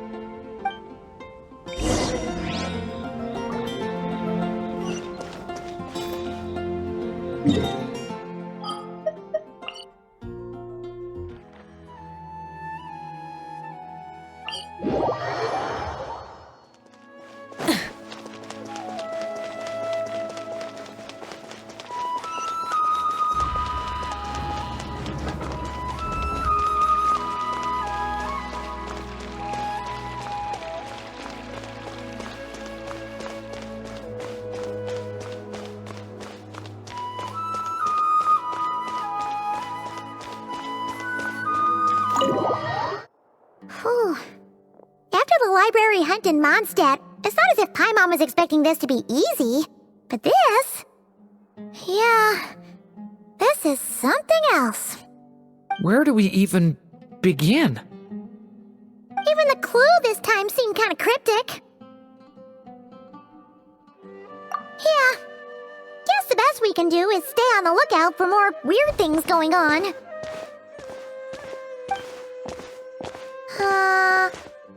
Huh? Sorry, what was that? I'm here to return Volume 5. According to the catalog, Volume 5 of this series is not available for loan. I can't accept the return of a book that was never checked out in the first place. Let me put it this way. My copy is complete. Yours, on the other hand, is missing large amounts of content. So you should swap it for mine instead. Sir, you have to understand. Managing a library is a serious business, and we have protocols in place for this kind of thing. I can't just replace an important volume in our collection based on nothing more than your word. Hey! Look what the Wandering Tom dragged in! Oh, it's you. And, what is it you're doing here? I'm a traveling scholar, as you know. Isn't a library the most natural place for me to be? Well, the last time we saw you was all the way in Nodcry. Paimon just didn't expect to suddenly see you in Sumeru, that's all. There were some things I needed to come back and take care of. Some documents had gone missing, so I tracked them down, restored them to their original condition. And now, I'm here to return them. And considering what I'm planning to do next, it feels like a weight off my shoulders. What's going on with you, huh? You look like a kicked puppy. Hat guy. At least you haven't forgotten about me. What's that supposed to mean?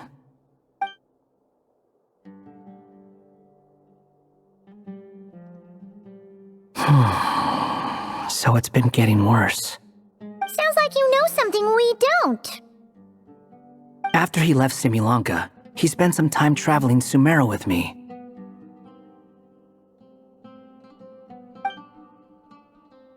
I was working on several texts at the time, and I stumbled upon something strange.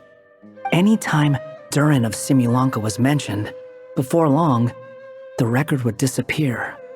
Which means, all the remaining records on Durin are about the evil dragon that fell on Dragonspine. How did you even discover that? If I remember correctly, Hat Guy loved the time he spent in Simulanka so much that he started writing a travel log. That's besides the point. The fact is, you're not affected by the ley lines of this world. I'm sure you can grasp the implications of what that means. His case is different from mine. It's more like the world itself refuses to accept his existence. It started with a few written records, but now it sounds like it's spread to people who never met him or didn't know him well. At this rate, the whole world might forget him altogether. The whole world? But that includes all my friends in Mondstadt, and even Hat Guy, too. So that's what you've been worried about all this time? Why didn't you just tell me? There are more important questions right now, like figuring out how to fix this. That mage clearly cared a lot about her child. She left that book behind for a reason. If you want answers, isn't that the place to find them? You think that didn't occur to us already? Problem is, we need to find the memory that unlocks the next chapter first. Mind if I take a look? I just want to know what secrets this book is hiding. Besides, I've run into a bit of red tape, so I've got time. Of course. Be my guest. So, the memory we've been looking for was about you all along?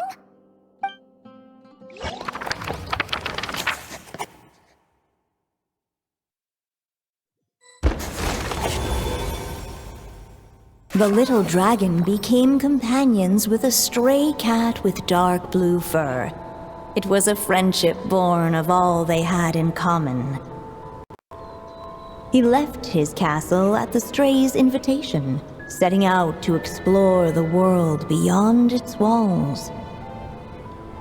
There, he grew fond of the outside world, eager to make friends and share the story of his life. Taken by the dragon story, the stray tried to write it down. But he soon realized that no matter how he tried, it would always warp into the evil dragon's tale.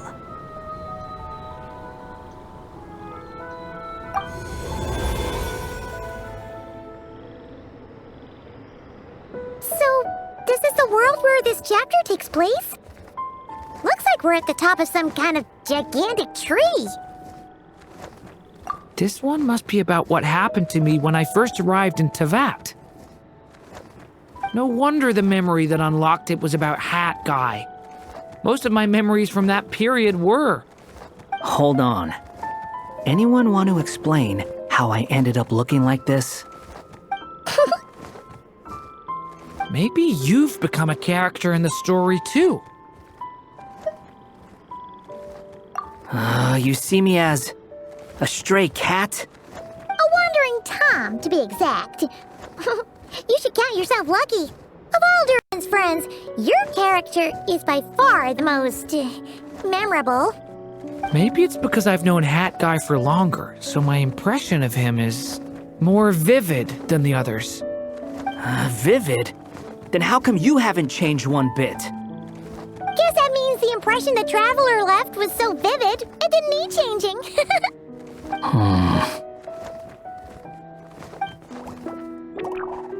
Hello, everyone! Ready for today's adventure? It's the storybook, Durin! Oh. So you're not playing yourself in this one? Does that mean the two of you have even more memorable roles to play? Where are we going today, kitty cat? Whatever. Just follow me. Same as always. Okie dokie! Can we chat along the way? If you have something to say, just say it. Was that seriously how the two of you communicated when you first got here? Yep. Anyway, how do we get ourselves out of here? Usually, the narrator gives hints to help us figure out what to do. Speaking of which, about time we got some of those, don't you think? The story's vines had woven themselves together into a giant tree, the boughs of which a little storyless dragon now paced. homeless among its leaves. He had to find a way to leave this place and set off in search of a home of his own. If he stayed, the world would erase him from its memory altogether. To leave this place? But where am I supposed to go? The little dragon felt completely lost. Just like the vines, the road ahead branched off into different directions, twisting and turning before disappearing into the mist. But as luck would have it, a prophetess waited up ahead. Perhaps she might know where each path might take him.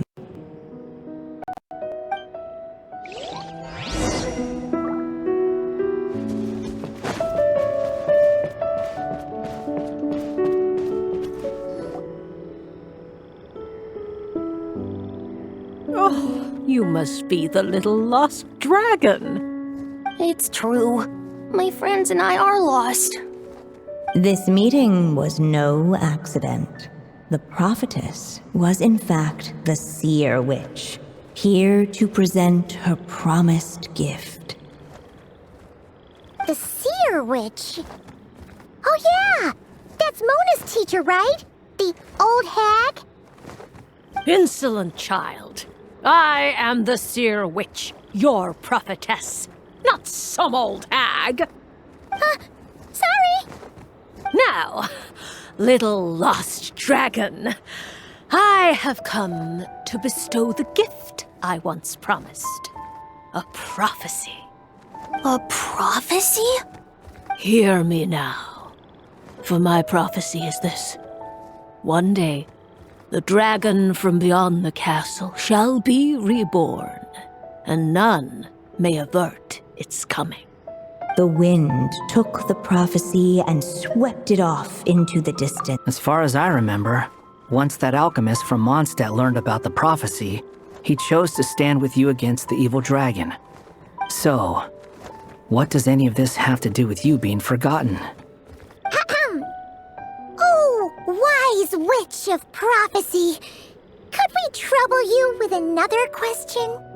As enigmatic as she was elegant, the seer witch spoke no more, for her thoughts had long since returned to the starry firmament above. Just when we actually needed her. The seer witch was my mother's friend, so the prophecy she just gave should turn out to be helpful. Well, it's not like we've got better options. But, if all we need to do is leave this place, which path should we take? Why don't we take a look around?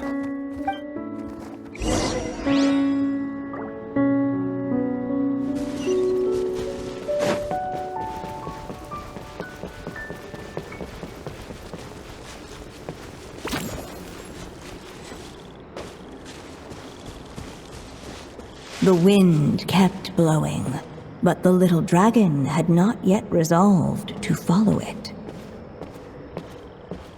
Before him lay a foggy path, and where it might lead he could not tell.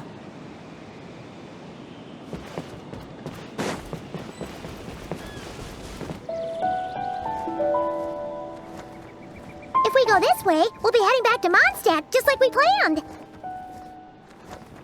Out of all the options so far, this seems like the safest, right? At least we know what happens next. He helps stop the evil dragon from returning, gets a new body, makes a whole bunch of friends, who all just forget about him. But you didn't forget, Hat Guy. I'm just saying, choosing this path wouldn't solve the main problem. You'd still end up being forgotten. Huh. I'm not against choosing this path. I just wonder what secrets it might be hiding. Let me think about it.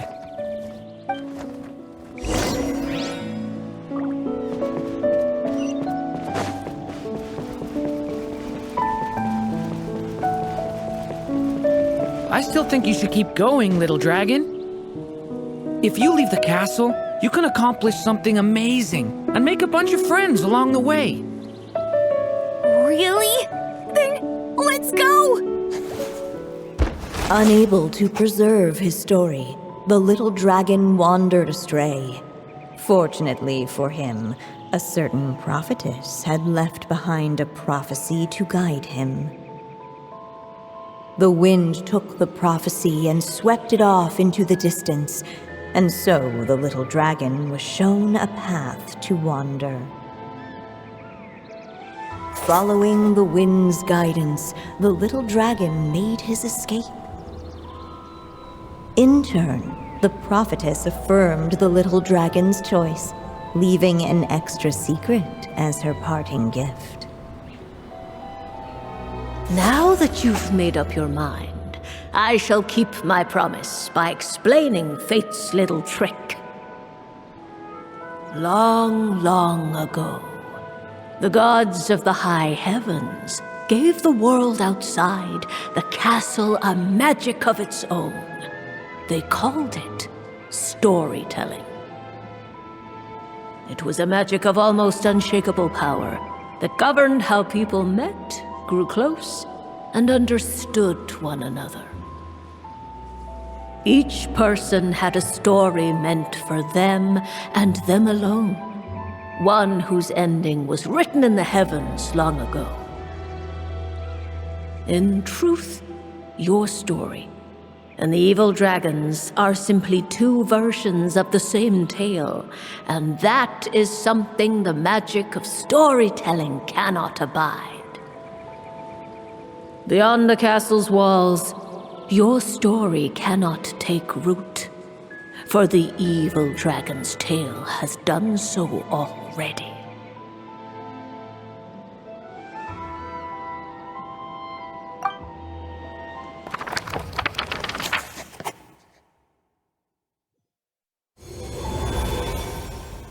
So, that was the secret? Huh. You still don't get it? Simulanka Durin and Tevat Durin share a special kind of connection. Their fates are mirror images of one another. While they were in two separate worlds, there may have been some mutual influence, but their fates were independent. But when Simulanka Durin came to Tevat, a version of his fate already existed there. So, how can two fates exist at the same time? The answer is, they can't. The rules of this world don't allow it. You can't return a book you never checked out in the first place. So, what's Durin supposed to do? Those mages seem to have come up with quite the ingenious solution.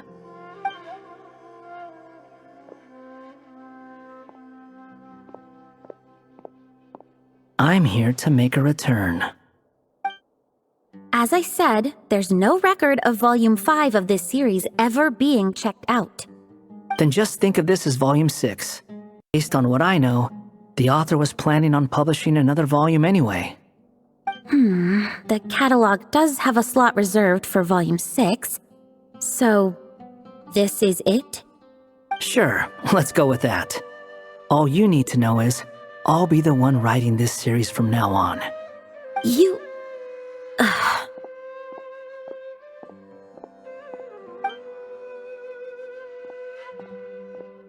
What are you up to this time? Remember the red tape I mentioned before? Well, I just took care of it. Now, I guess you'll be off to see your alchemist friend? It should be pretty obvious by now. He has the answers you're looking for. Well, we do have a whole bunch of things to confirm with Albedo, that's for sure. But didn't Jean say he'd be gone for quite a while? I'll join you. Just let me know when it's time to go. Hat guy? Don't sound so surprised. I'm part of this story too, aren't I? I'm just playing my role. Well, yeah. But it's not that. I just feel like you want to help, but something's holding you back. When I first realized you were being forgotten by the world, I thought it might be because you spent too much time with me. I even thought cutting our ties might be the only way to fix it. Why would you think that?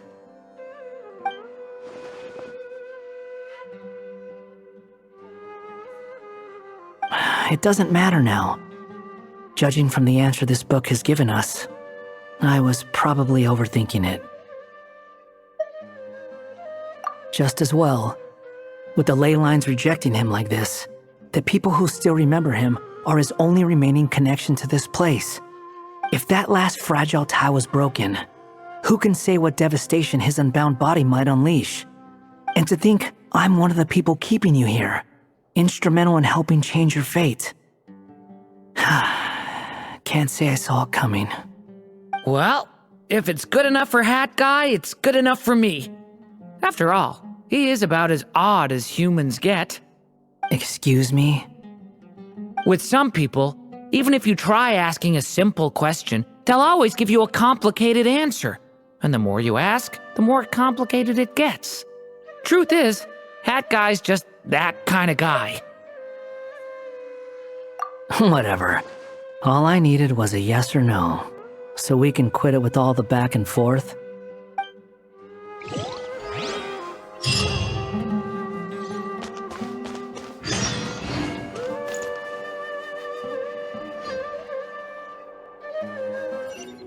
Hey, a letter from the Knights of Favonius! Sounds like Albedo's back and he's waiting for us on Dragonspine. No time to waste! Let's get going!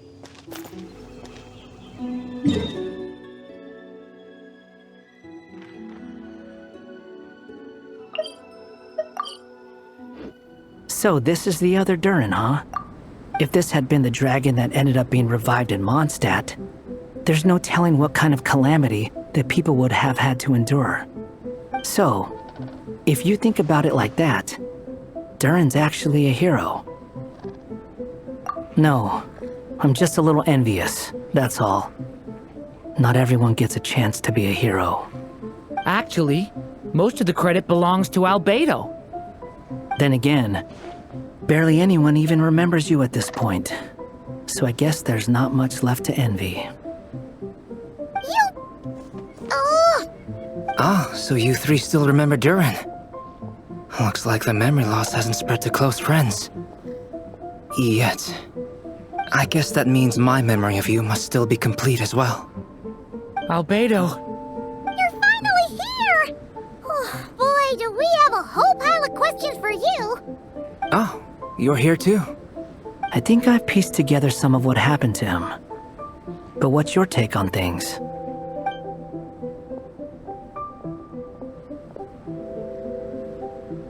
Master Jean filled me in on what happened, and I've got a few theories. But let's get on the same page first.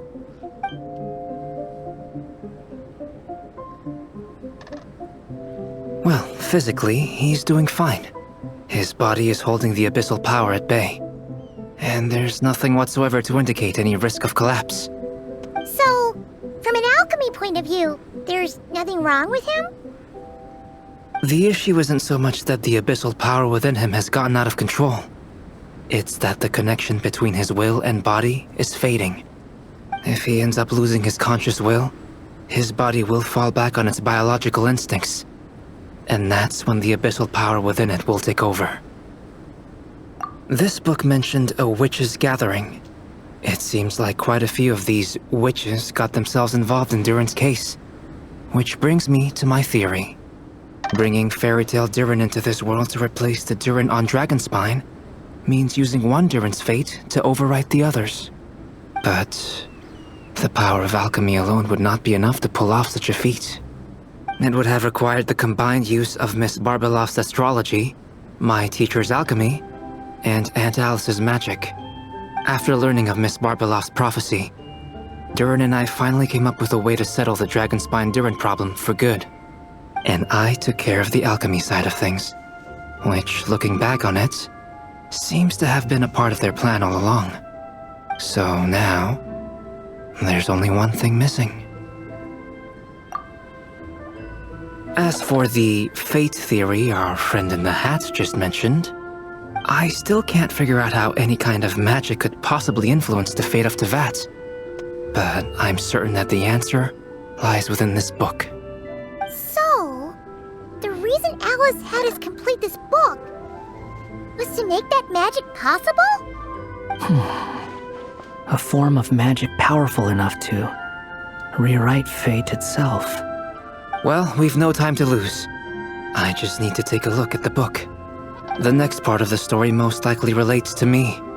So the memory that unlocks it must be connected to me too. Huh? The giant tree was home to a broken branch, the shape of its splintered arm aligning perfectly with the branch that had burst forth from the castle walls. Join yourself to that broken bough, for there you may take root at last, and henceforth bask in the sun and rain of the world beyond the castle. But first, fetch the stickiest clay and let it bind the scar of the break. I see.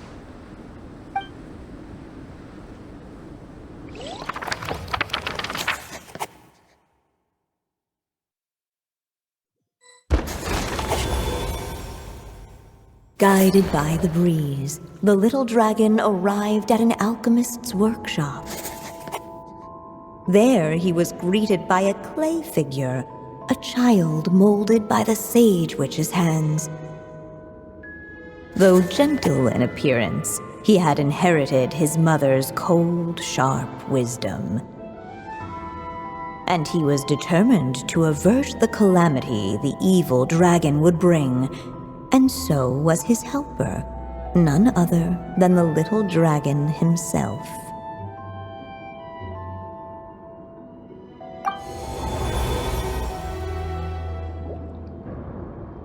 What is this place? It looks like it's modeled after an alchemist's workshop. Or rather, a cliched stereotype of one. Albedo?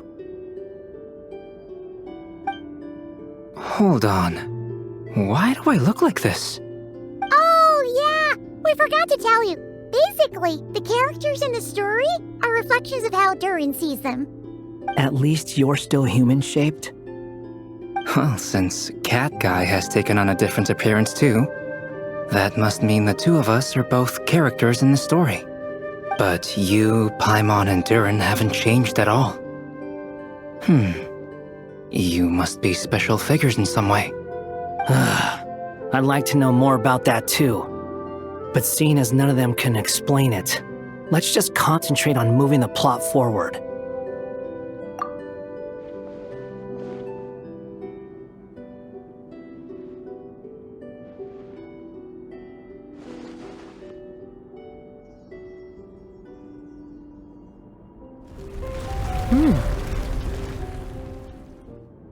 And just like that, the group stumbled upon a hidden passageway. Intricately crafted, it seemed to lead them towards another exciting chapter of the tale. Come on! What are we waiting for? Next chapter, here we come! Ouch! But this was a chapter that had not yet been written. Ahead of them was a storyless void, and they could go no further. What? Then what's the point of having a path here? Sounds like a pretty bad habit for a writer.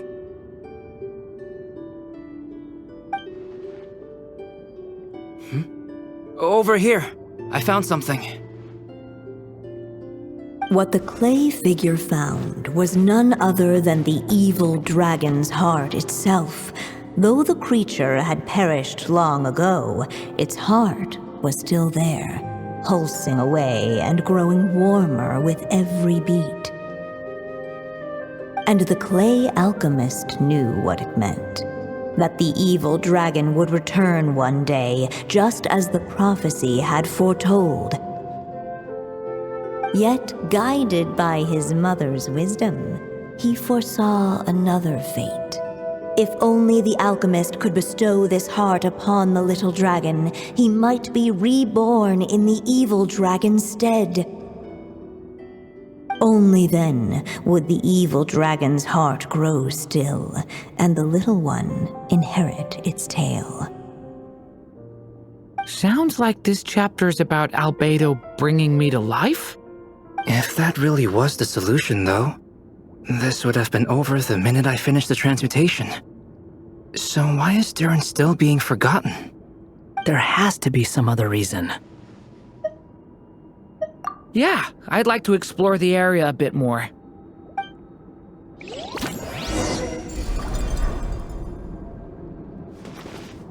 Unless the little dragon kept moving, eventually he would be forgotten. Do you think we could just destroy it? Be it the calamity headed for Mondstadt or my inability to leave behind a story of my own, doesn't it all come down to the fact that this heart never truly died? What if, here in this story, we could finally destroy it? Could Aunt Alice's magic really allow us to do what's theoretically meant to be impossible? Either way, it's an intriguing idea. I'm not opposed to giving it a shot. Durin! It's just... I'm still afraid someday, even you guys will end up forgetting me. If there's even the slightest chance it'll prevent that, I'm willing to try anything. But I'm not sure if I can destroy it on my own. Chances are, I'm gonna need your help again. So please, everyone, help me destroy this heart, once and for all!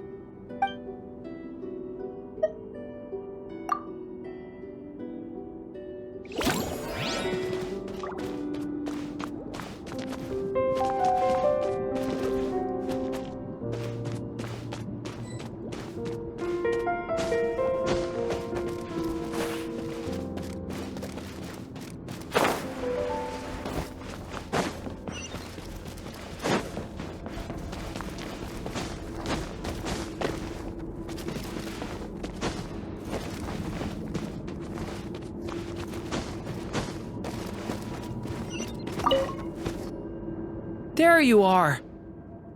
Oh, hello there.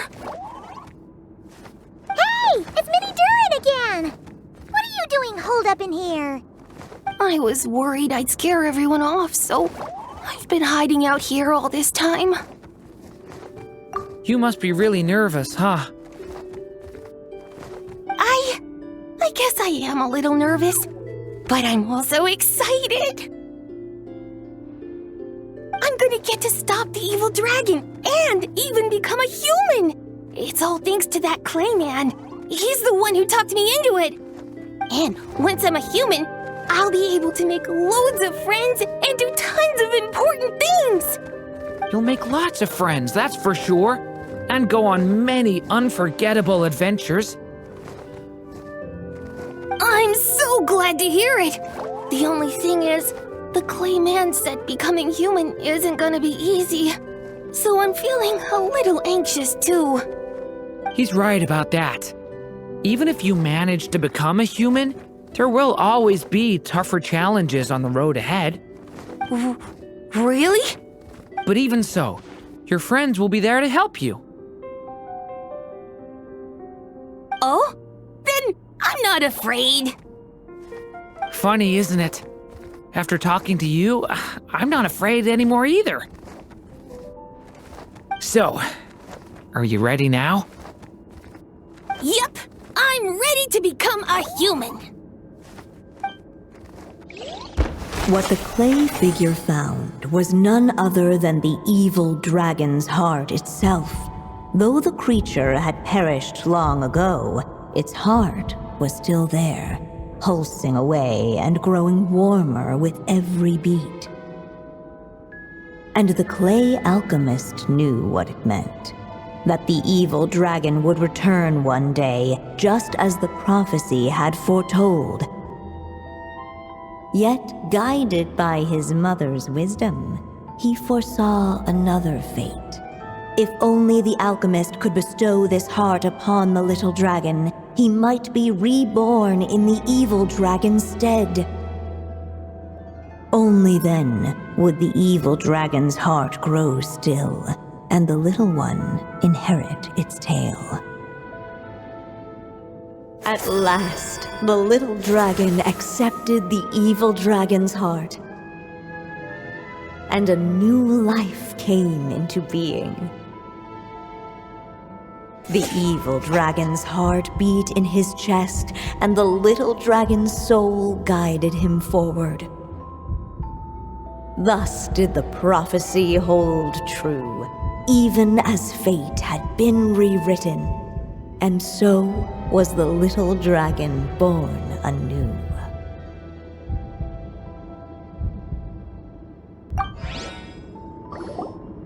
Finally! A happy ending! That must be the last step, right? Woohoo!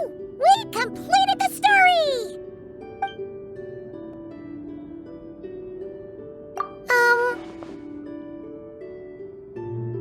Born anew, the little dragon set off once more, his story far from over. Huh? So, that wasn't the end? What comes next might be the most crucial part of all. The real last step. If fate really is as devious as they say, then I say, show us what you've got. Wow! You're all so serious all of a sudden.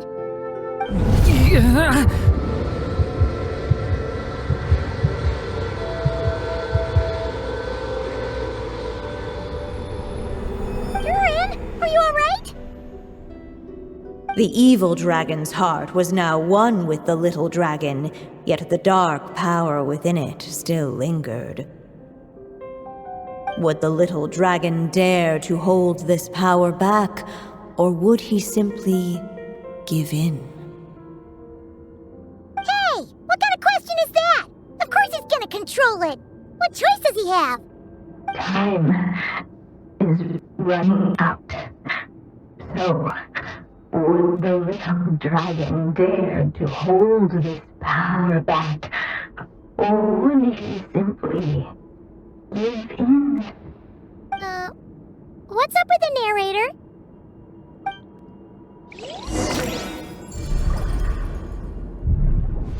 Would he dare to hold this power back? Or would he simply give in?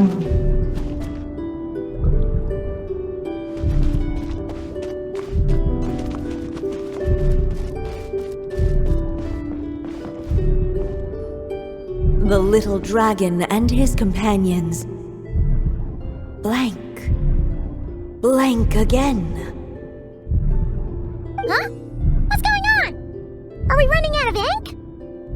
Once the ink runs out, is that the end of the story?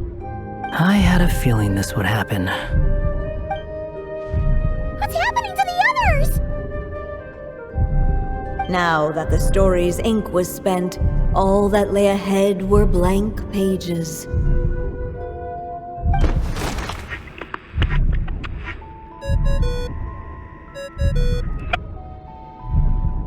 Hello, children. If you're hearing this recording, it's because you've reached a certain ending. You may have noticed that little Durin's experiences have been written into the pages of this book. Well, you should know that in the same way, its ending will also be written onto him. So be careful, because triggering a bad ending could be somewhat problematic. Let me guess, you're upset that I didn't warn you earlier? Don't worry though, I've thought it all through. I built a very special feature into this book, just for you, the witnesses of this tale. So, go ahead, see if you can turn back the pages. If you're not happy with the ending you've reached, just flip back a few pages and let the tale unfold once more. Pretty incredible, huh? That's the power of magic.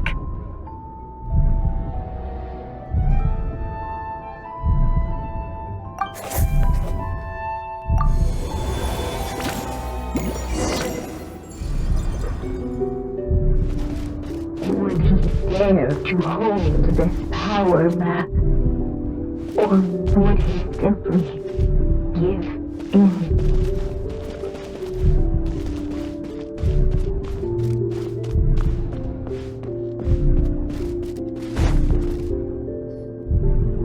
Returning to the castle.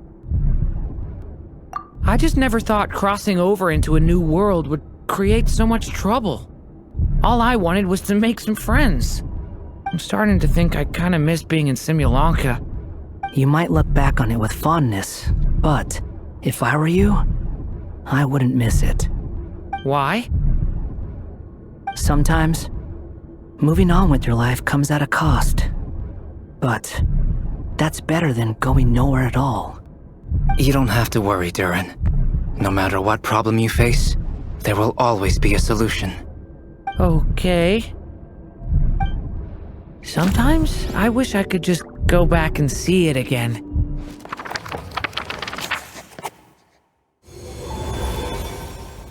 As the little dragon slipped back inside the castle's walls, the clamor of the outside world fell away. There was no danger here, no problems for the little dragon to resolve. As soon as his mother finished her story, it was time for the child to drift off into the world of dreams. And so the story ended, with the little dragon fast asleep in his castle, just like he had never even hatched. What's going on? I feel so weak. Hey, what's happening? Durin, wake up! But this can't be how it ends. Durin promised to bring back everyone's memories. There's no way he'd accept an ending like this.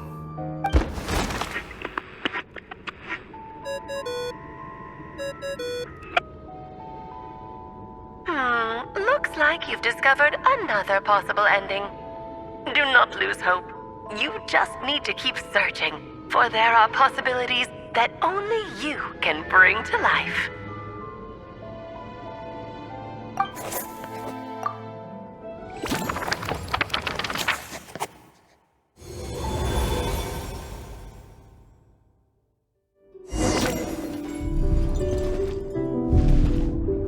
Would he dare to hold this power map?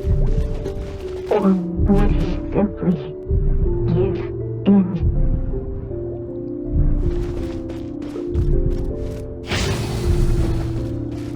Leave it to me!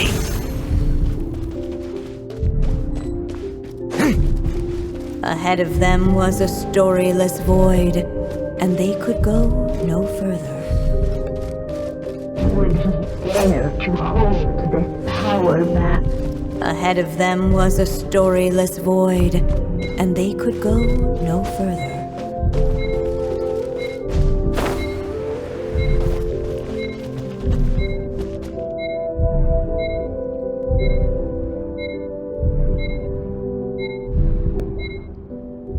Would he dare to hold this power map?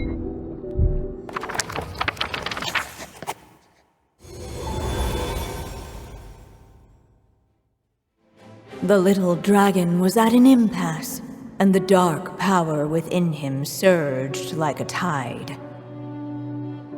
Unchecked, the darkness engulfed everything around it, including the little dragon's soul. The little dragon's story faded into nothingness, and in the world beyond the castle, only the evil dragon's tale endured. Is this me?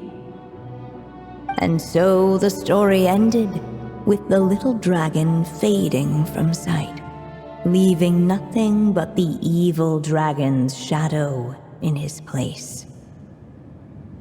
Oh no! That means Durin... What do we do now?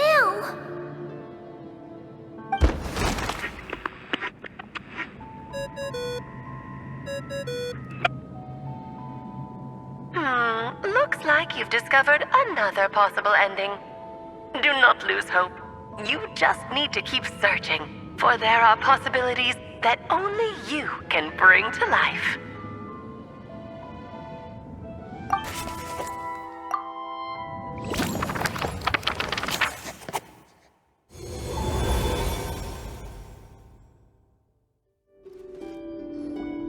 What's going on here? Why isn't the story letting Durin just suppress the abyssal power? It keeps getting stuck.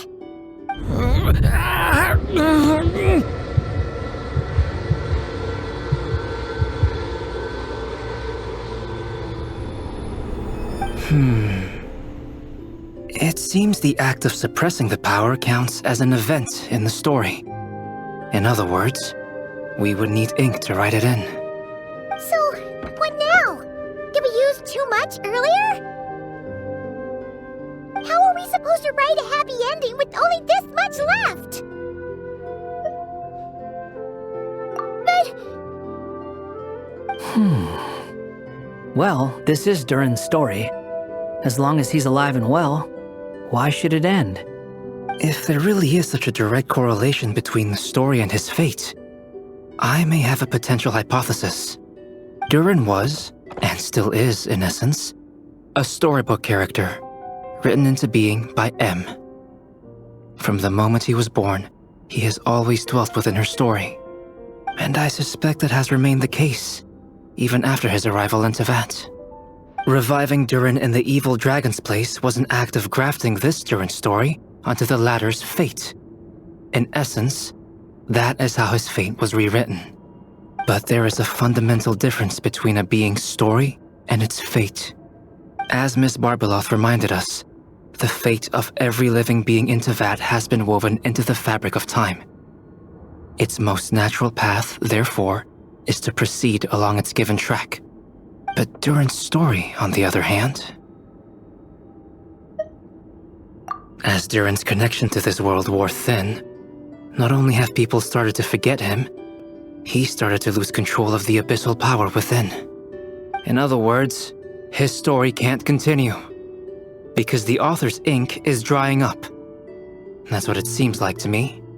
It would seem the little dragon had made a group of fine friends indeed. Save it. The question is, are you here to help him, or stand in his way? This is as far as the story can go. What path will you choose? I suppose the final decision is up to me. It's hard to believe I never actually left my mother's story. If that's true, I'd like to go there and see for myself. By there, I take it you mean the blank pages of the unwritten chapter ahead? But we still don't even know how Alice's magic works. If Durin belongs inside the story, then going outside of it to some unwritten part, isn't that too risky? I'm not afraid. I second that. It would seem this is one answer you need to go seize for yourself. So be it. Whatever obstacles stand in your way, we'll tear them down together.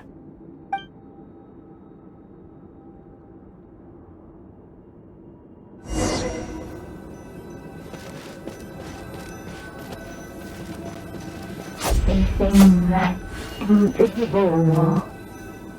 It was as if the little dragon was staring at the uncrossable edge of existence itself. And all of a sudden it began to fracture as if struck by some transcendent wave.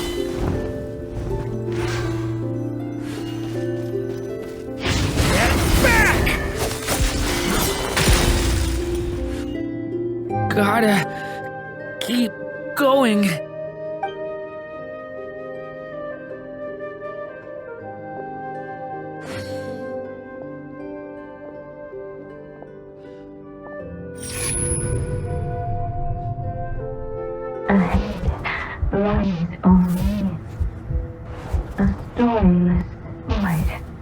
My consciousness is slipping away.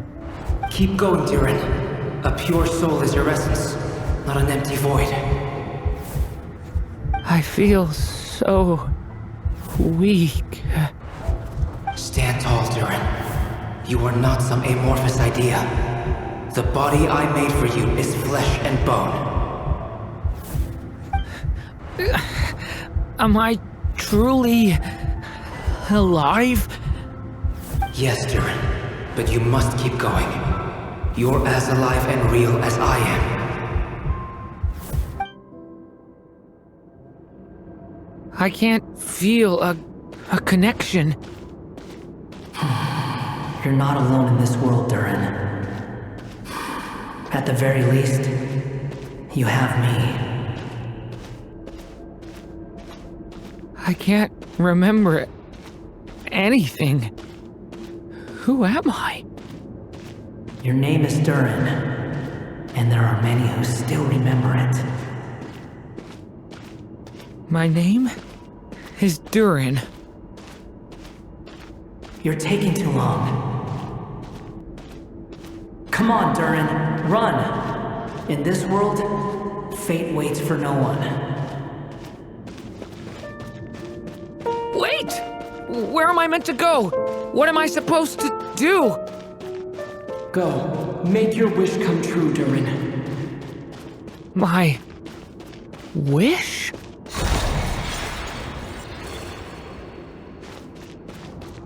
Your story's not over yet!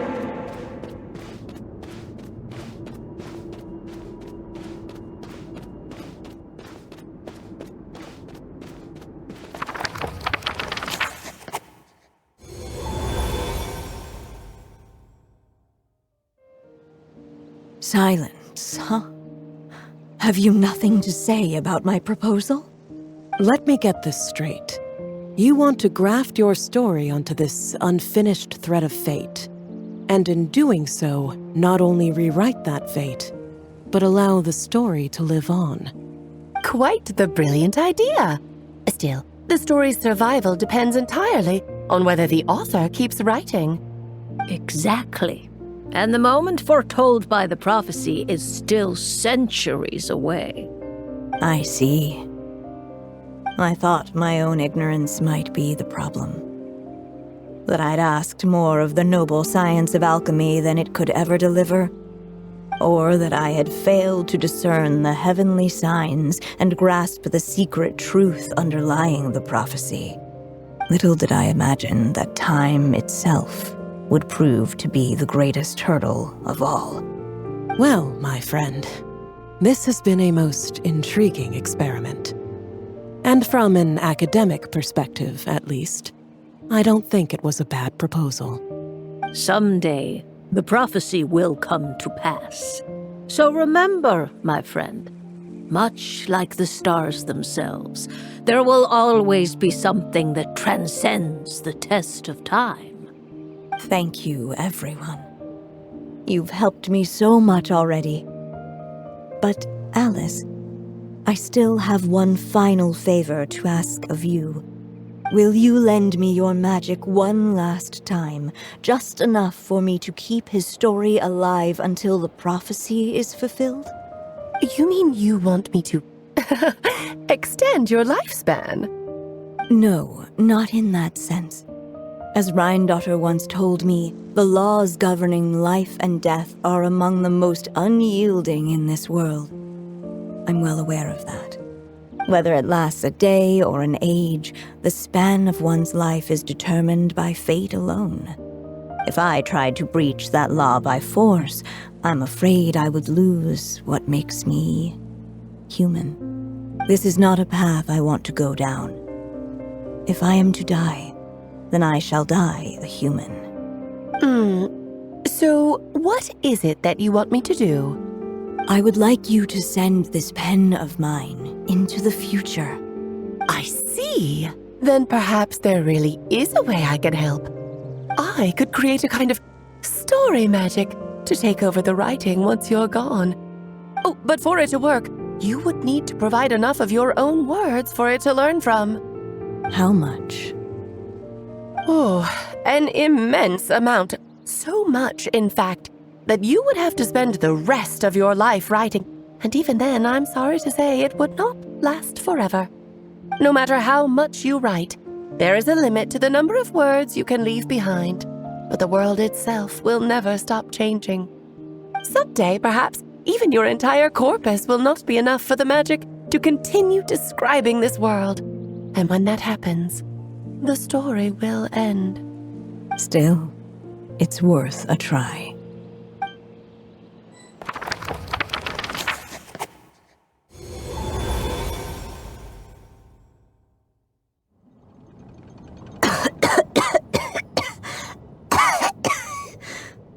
Oh, my dear Anya.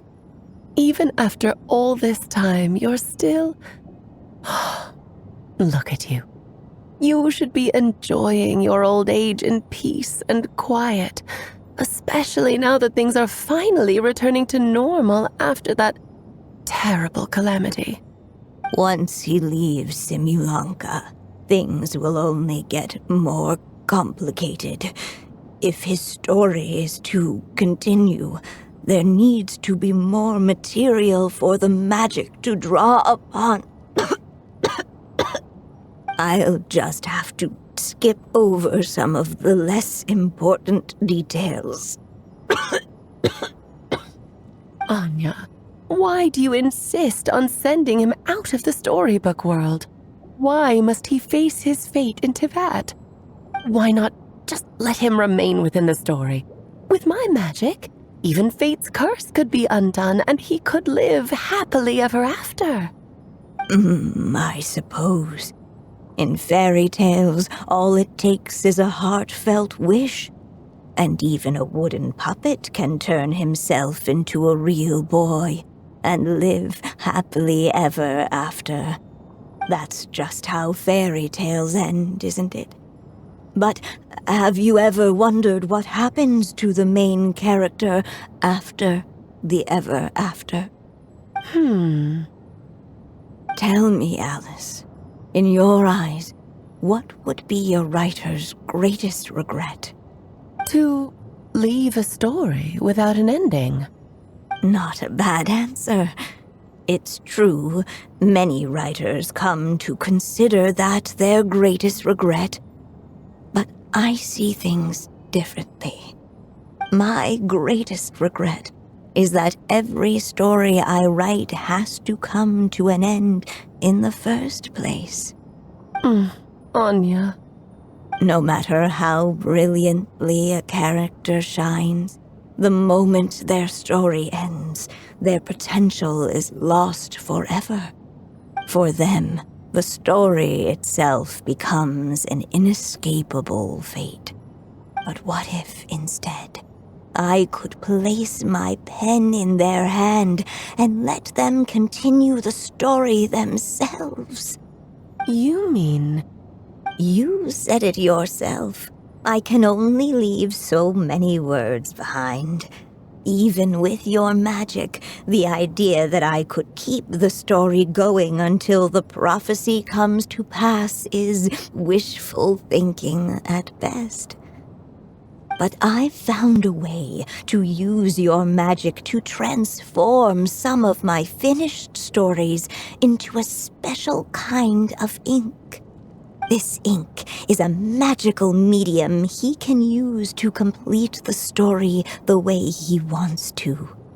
For what is storytelling but another kind of magic?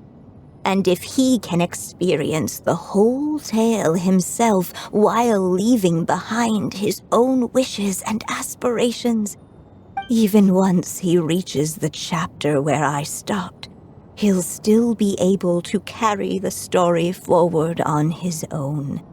And so, by leaving him this ink, I can entrust him with the responsibility of writing his own story. A character with the power to write their own story. That way, he'll finally be free from the cage that is my pen, And like anyone else living in the real world, he can go on to create a life of his own. And you no longer need to worry about the constraints of my magic. What a brilliant idea, Anya. But there are still risks. First of all, once he arrives in Teyvat, he'll have to rely entirely on the story you left him to maintain his connection to that world. As you gradually hand over creative control, that connection will grow weaker, and at some point, he might lose it altogether. But at the same time, he'll also have the chance to forge that connection for himself. The issue is, this method taps into too many of Teyvat's core secrets. Any overt hints you try to leave will be erased in no time. In fact, it'd be hard for you to leave anything at all to guide them. We still have the story itself, though. I can use that to show them the way. It's entirely possible he burns through all your ink, never reaches the chapter you had in mind, and gets stuck roaming the chapters of his past. But despite all that, I still believe in what this child can become. His hopes and wishes can be his ink, so he won't be trapped by mine running dry. Oh, what the writer you are, Anya. Your imagination never ceases to amaze. And you do know how much I love a happy ending. You shall have my help, my dear. Thank you, my friend. Well then, my child. Do you understand what you must do? Yes, I think I do. It's my turn to keep this story alive. Then what's holding you back? What will become of you after I take up this pen? I will fade away. There will no longer be a reason for me to go on existing. My child, or your mother, I should say, passed away long ago. The voice you're hearing is nothing but a magical echo that has now fulfilled its purpose. You needn't feel so reluctant to let me go. I know my mother died long ago. It's just, when you lose your mom too soon, it's hard to tear yourself away from the stories she used to read.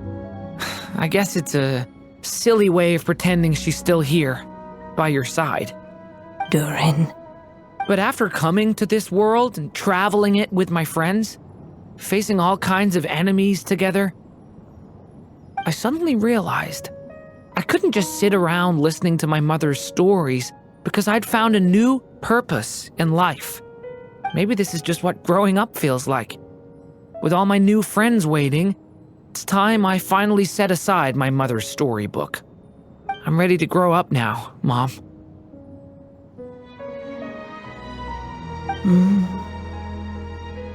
Then take this. A gift I should have given you a long time ago. You've witnessed this story from the very beginning, made your wishes, offered your blessings, and even wrote your choices into its pages. From here on out, this pen is yours. Now I ask of you, the other pillar of this story, as both its reader and its witness, will you turn the page so the next chapter can begin?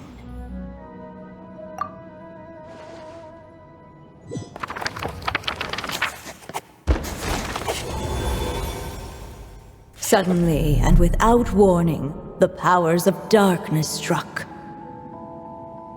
The question was, could the little dragon prevail? Alas, it was here that the story witch's tale had to end. But Durin's tale, on the other hand, had only just begun.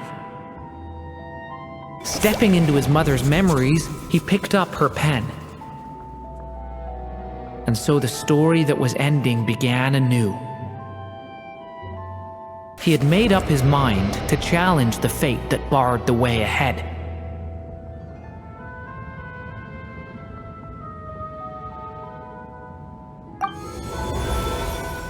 Looks like this is the final step. A chance to strike back at fate? Now that's not something that comes knocking every day.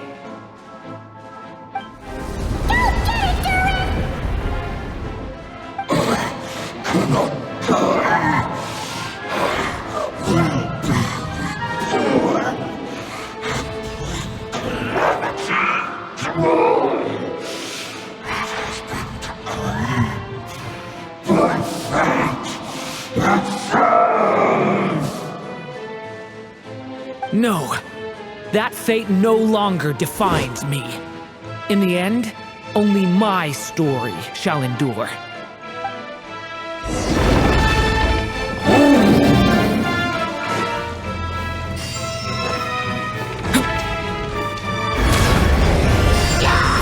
Watch out!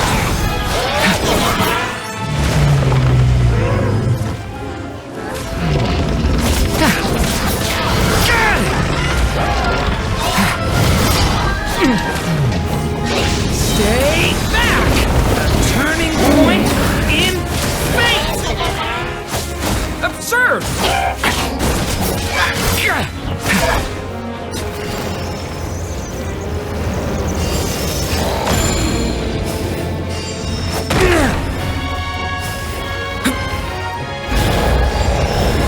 No dodging this one. Here, I'll help lift you up.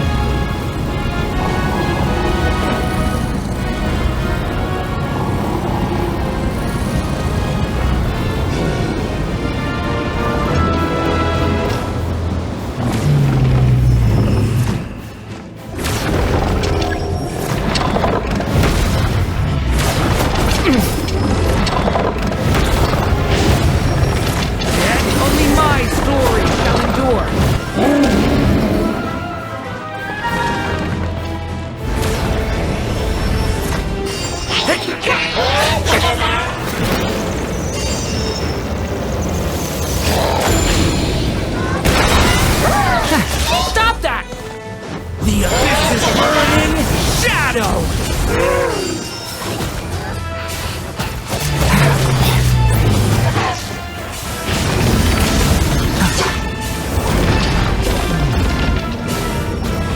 This story's not a forget.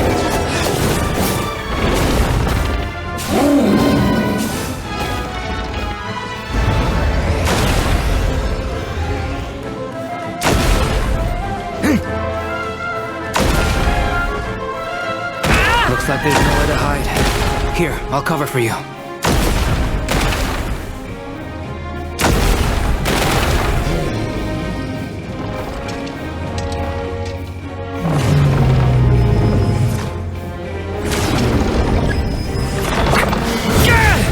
Leave it this time, the light prevails!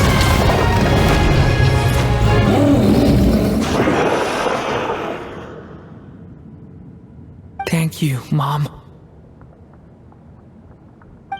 And so it was that Durin defeated the darkness and rewrote his fate. But his story is far from over.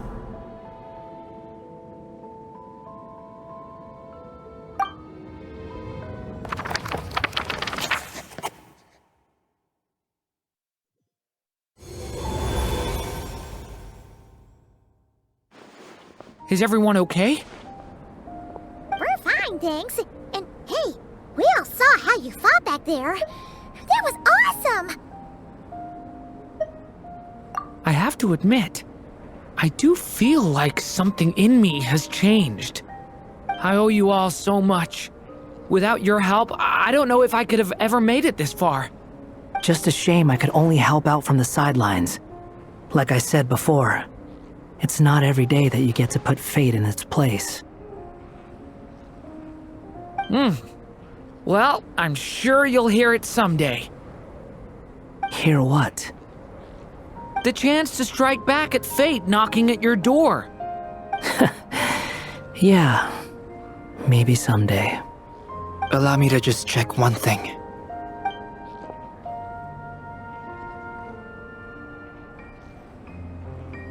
Yes. The abyssal power within you has stabilized again. And those strange symptoms you were experiencing seem to have completely disappeared. Oh, thank goodness! I wonder what it means, though. Aside from the principles of alchemy, what other law of this world governs his being? Look, it all turned out fine, so just leave it at that. Now that this one's out of danger, it's time for me to get out of here. You're leaving so soon? Don't humans usually throw a party after something like this? A party? Do I look like that kind of guy? Anyway, come find me again next time you're in trouble. That's what friends are for, right? In a way, though, he is right. This is Durin's moment to celebrate, not the time for academic discussions. Hey, I don't blame you for asking. And honestly, I'd be perfectly happy to talk about it. It's just, I wouldn't even know where to start. It's all right. I'm sure we'll get a chance at some point. After all, your story's only just begun. All right then. Traveler and Paimon, we'll part ways here. Given the extraordinary nature of the things we witnessed today, I need to make sure it's all recorded properly. Okay, see ya! So, it's party time next? Huh?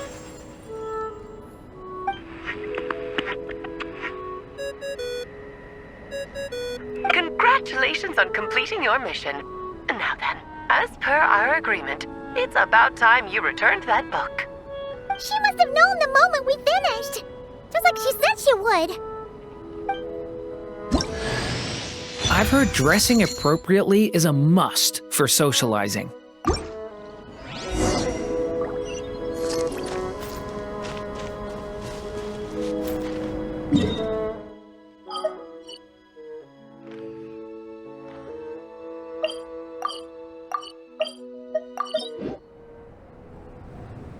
Oh, my writer and witness.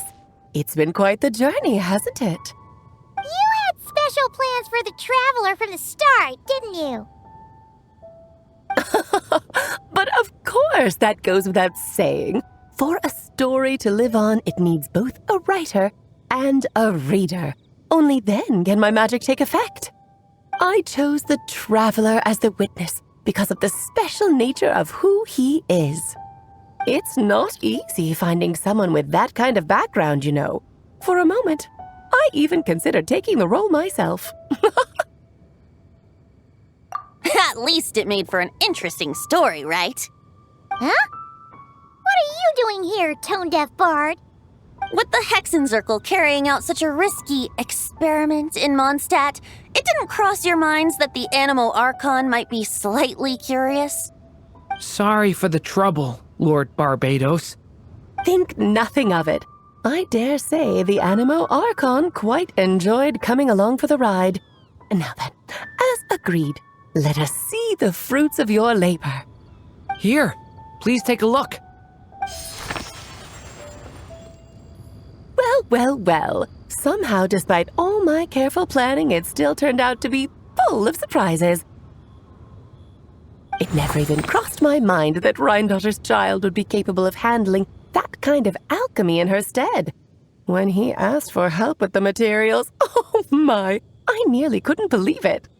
If only the others were here too, we could all celebrate together. I'm right here, you know. The only one who hasn't responded is the one busy stuffing her face over there. Is that you, Barbie? A little late to the party, don't you think? Come here, child. Let me take a closer look at you. All right, Aunt Seer Witch. Here I am.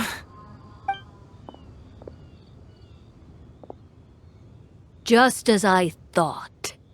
This child's fate does not appear among the stars.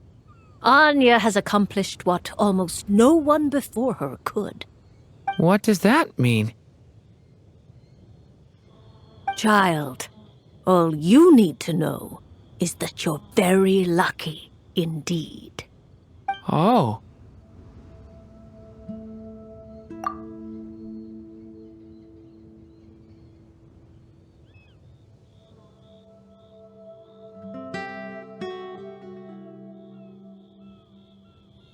Just like how she was in the story, huh?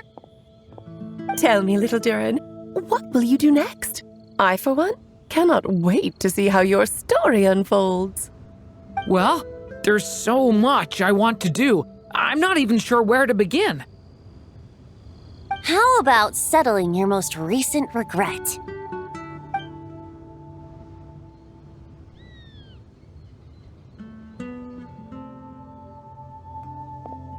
Not so fast, Tone-Deaf Bard! What exactly did you just tell Durin to do? To make the long overdue wish come true. Thank you once again, Alice. How much time do you have left?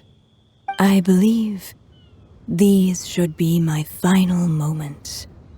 Just enough time to say goodbye to my dearest friend.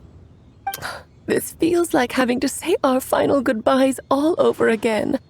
I don't like it. Not one bit. I don't know how to respond to that. Strange.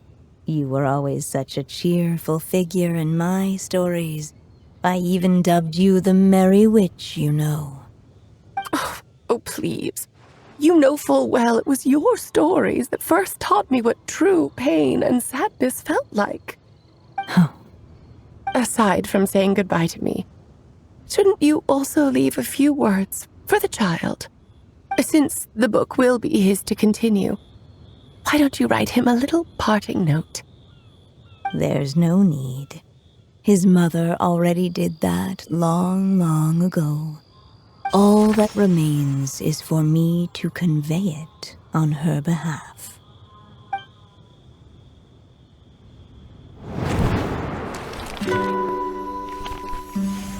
My child, these may be the last words I get to leave you. I've always thought of the characters in my stories as my children, loving each one of them, just like a mother would. But you are the most extraordinary of them all. You alone can defy the fate of this world and write the perfect ending to my story. You alone shall leave these pages for a future I will not see. Still I say to you, fly, my sweet child.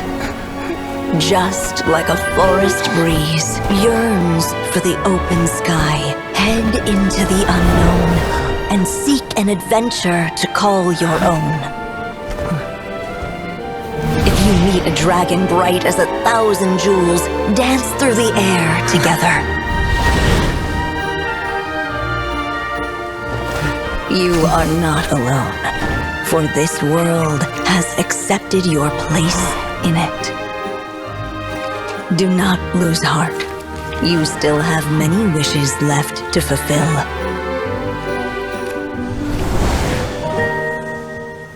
A long tale awaits you, my love. Let songs and flowers be the ink that fills its pages. Take my pen and use it to continue your story.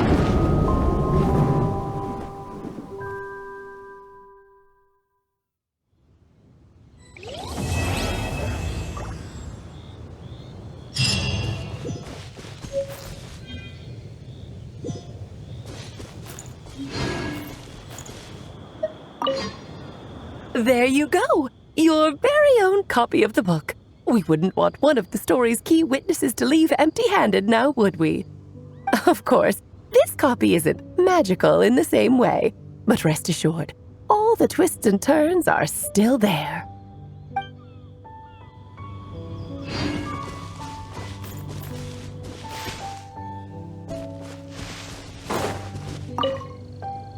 And so they flew together, Durin and Dvalin, over the skies of Mondstadt.